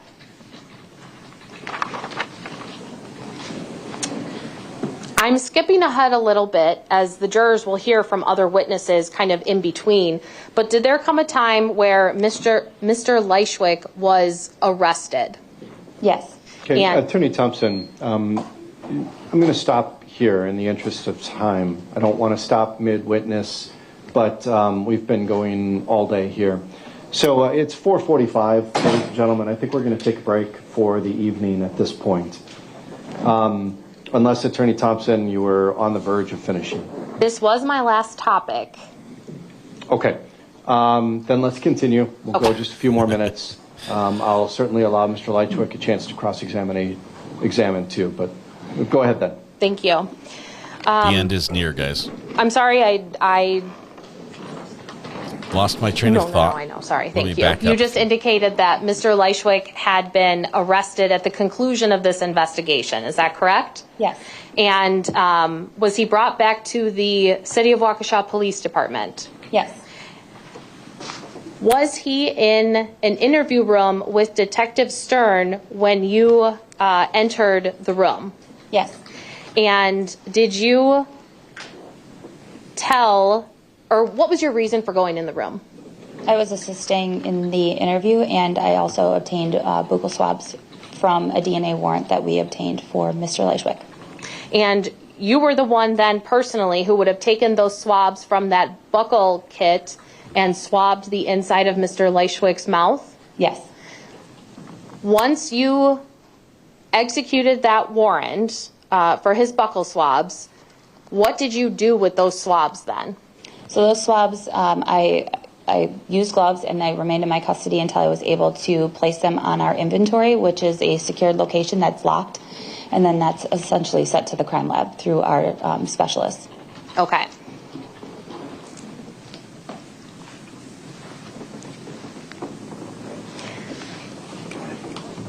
Yeah. I do not have any other questions for Detective Barrett. Thank you. Attorney Thompson, are you moving Exhibit 140 into evidence? Yes, I am. Thank you. Okay, any objection to that, Mr. Lychwick? Yes, I do have objections to that, Your Honor. Okay, what is your objection? Those are general receipts from my everyday life. They have nothing to do with the murder of this poor man. Okay, so your objection is relevance? Relevance. Yes. All The judge saw through I think based upon the testimony of the witness, I'll overrule that objection. The state can draw inferences from the evidence. You can draw inferences from the evidence. But on a relevance ground, I'm overruling that objection. So Exhibit 140 will come into evidence. Do you have cross-examination, Mr. Lychwick? Yes, I do. All right, go ahead. Detective Barron, is it against the law for a man to dye his hair? No. So why are you making an issue out of the fact that during a traffic stop earlier in the year of 2024, my hair was gray, I hadn't had a chance to dye it. And then when I met you during your investigation of this poor man's death, my hair was jet black because my girlfriend liked my hair black. Why was that an issue with you? Mr. Lychwick, the witness was answering a question posed by the state's attorney. The question was asked, the witness answered. That's the reason for that answer. So you can ask another question. Your Honor, she also made an issue out of it in her police report. Okay, well, ask your next question, Mr. Lychwick.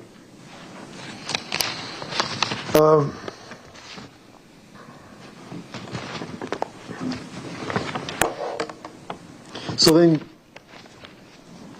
you seem to indicate that I'm buying a lot of certain materials, but yet you find that suspicious because I live alone. You don't know what I'm doing all of my time, and if I'm alone or not. I have a love life as well, Detective. And you're well aware of that too, because we discussed my girlfriend at one point. So why you're leading the jury on to believe that I'm living alone and buying pounds of salt that I don't need and things like this?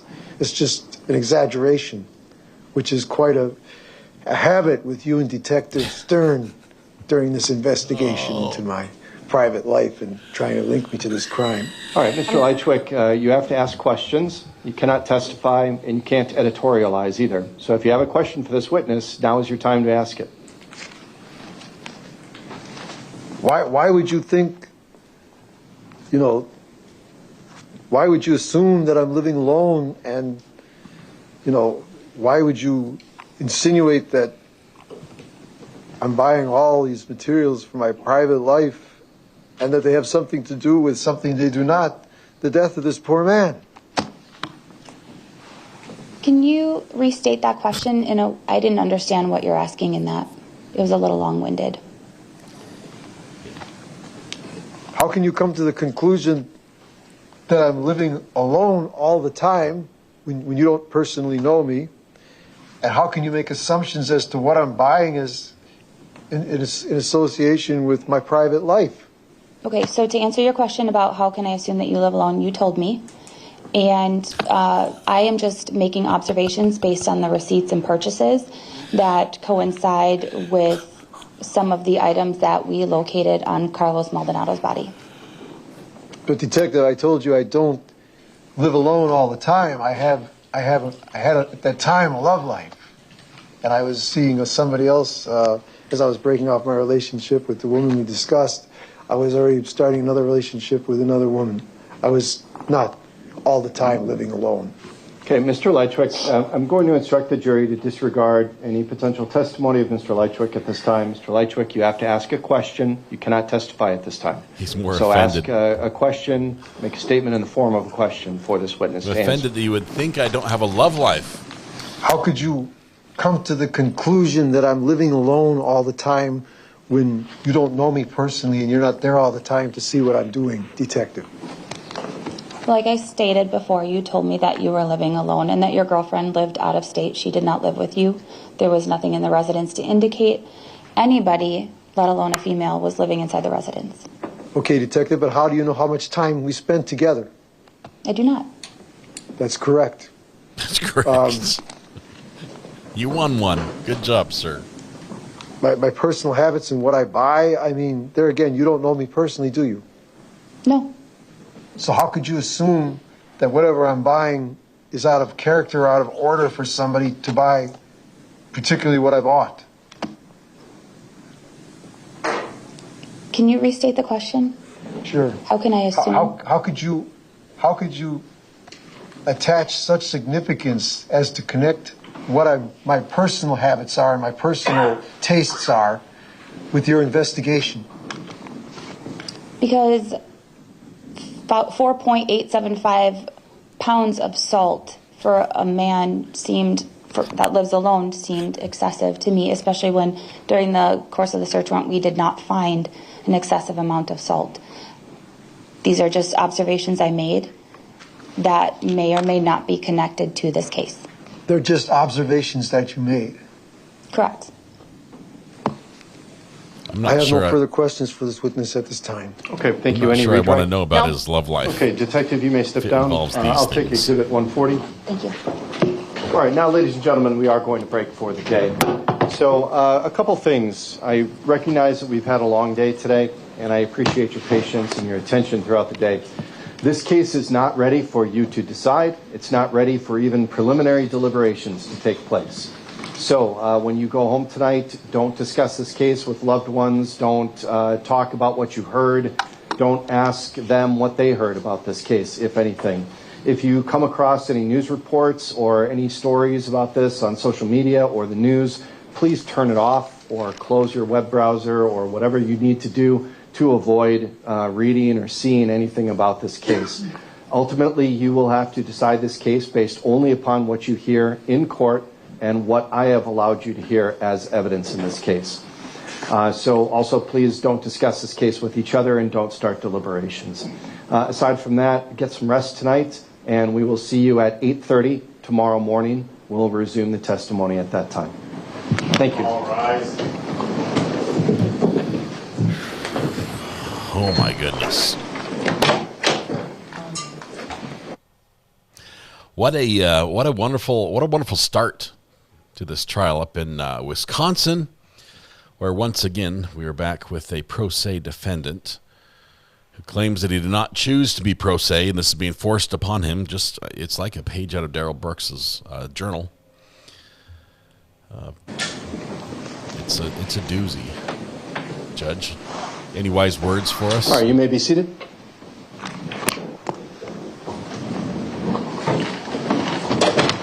We are outside the presence of the jury at this time. I want to go over the exhibits that we've had referenced so far. By my count, we've had 1 through 65, including 1A, 1B, 28A, 34A, 41A, 59A. All of those exhibits have been received, and they have all been published with the exception of Exhibit 58. And then the court has also received Exhibit 140 into evidence. That has not been published. Is that consistent with the state's understanding? Yes. And Mr. Lychwick, is that consistent with your tracking? Yes. Okay. Then that is where we stand with exhibits at this time. Anything else we need to address before we break for the evening, Attorney Thompson? No, thank you. Mr. Lychwick? Not this time. All right, then we are in recess for tonight. We will convene again and start up at 8:30 in the morning. 8:30. It's actually 9:30. Don't let them fool you. Mr. Lychwick has fired his last 2 attorneys. They have withdrawn at his request. And now, just on the eve of his trial, just the other day, he asked for more time to get another attorney, saying, I need defense. I need an attorney. The judge says, you had an attorney. You fired them. You're now on your own. Sort of like Sarah Boone meets Daryl Brooks vibes is what we're getting here. Although he is pro se, representing himself, he does have standby elbow counsel, which I do not believe he has consulted to this point.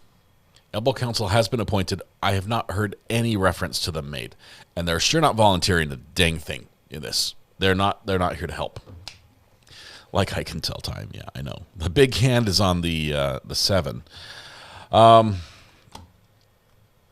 He seems mostly offended that someone would insinuate that he lives alone and he doesn't have a love life.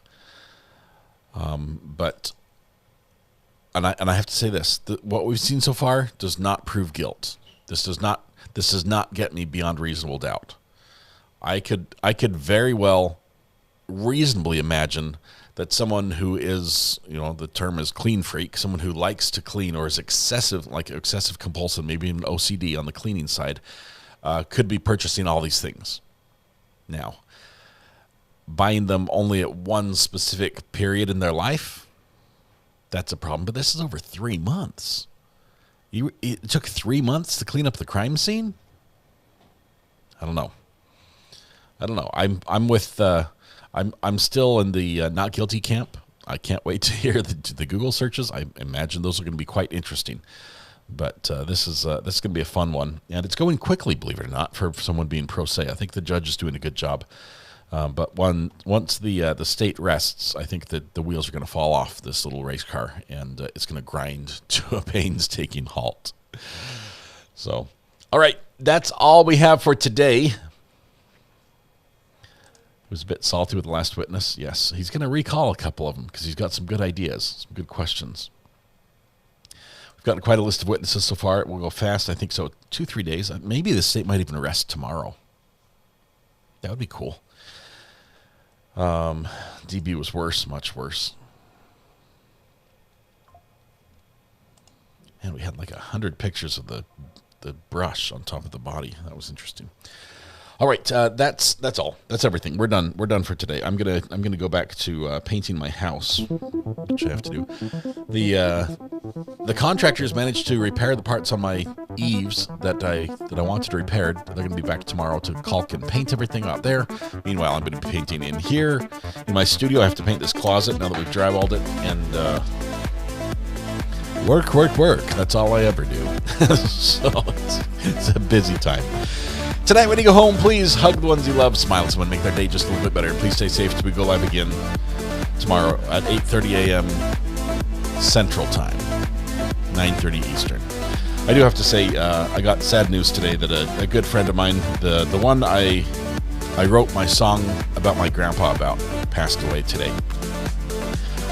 He lived a great life. He had the oldest continuously operating business in the town of Centerville, Utah, a little gas station that was shut down when big government came in and said the gas tanks you pump gas out of aren't safe anymore, and he continued to work there, just couldn't sell gas, and he kept the price on those gas pumps frozen at the price that he sold it at when it shut him down, and I think it was 95 cents a gallon. But Ron Randall, rest in peace, my friend. He raced chariots as well. He was a chariot racer, like Roman chariots.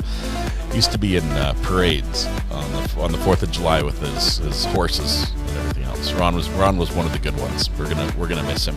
So I thank you all. Have a wonderful evening. We will see you in the morning. Bye bye.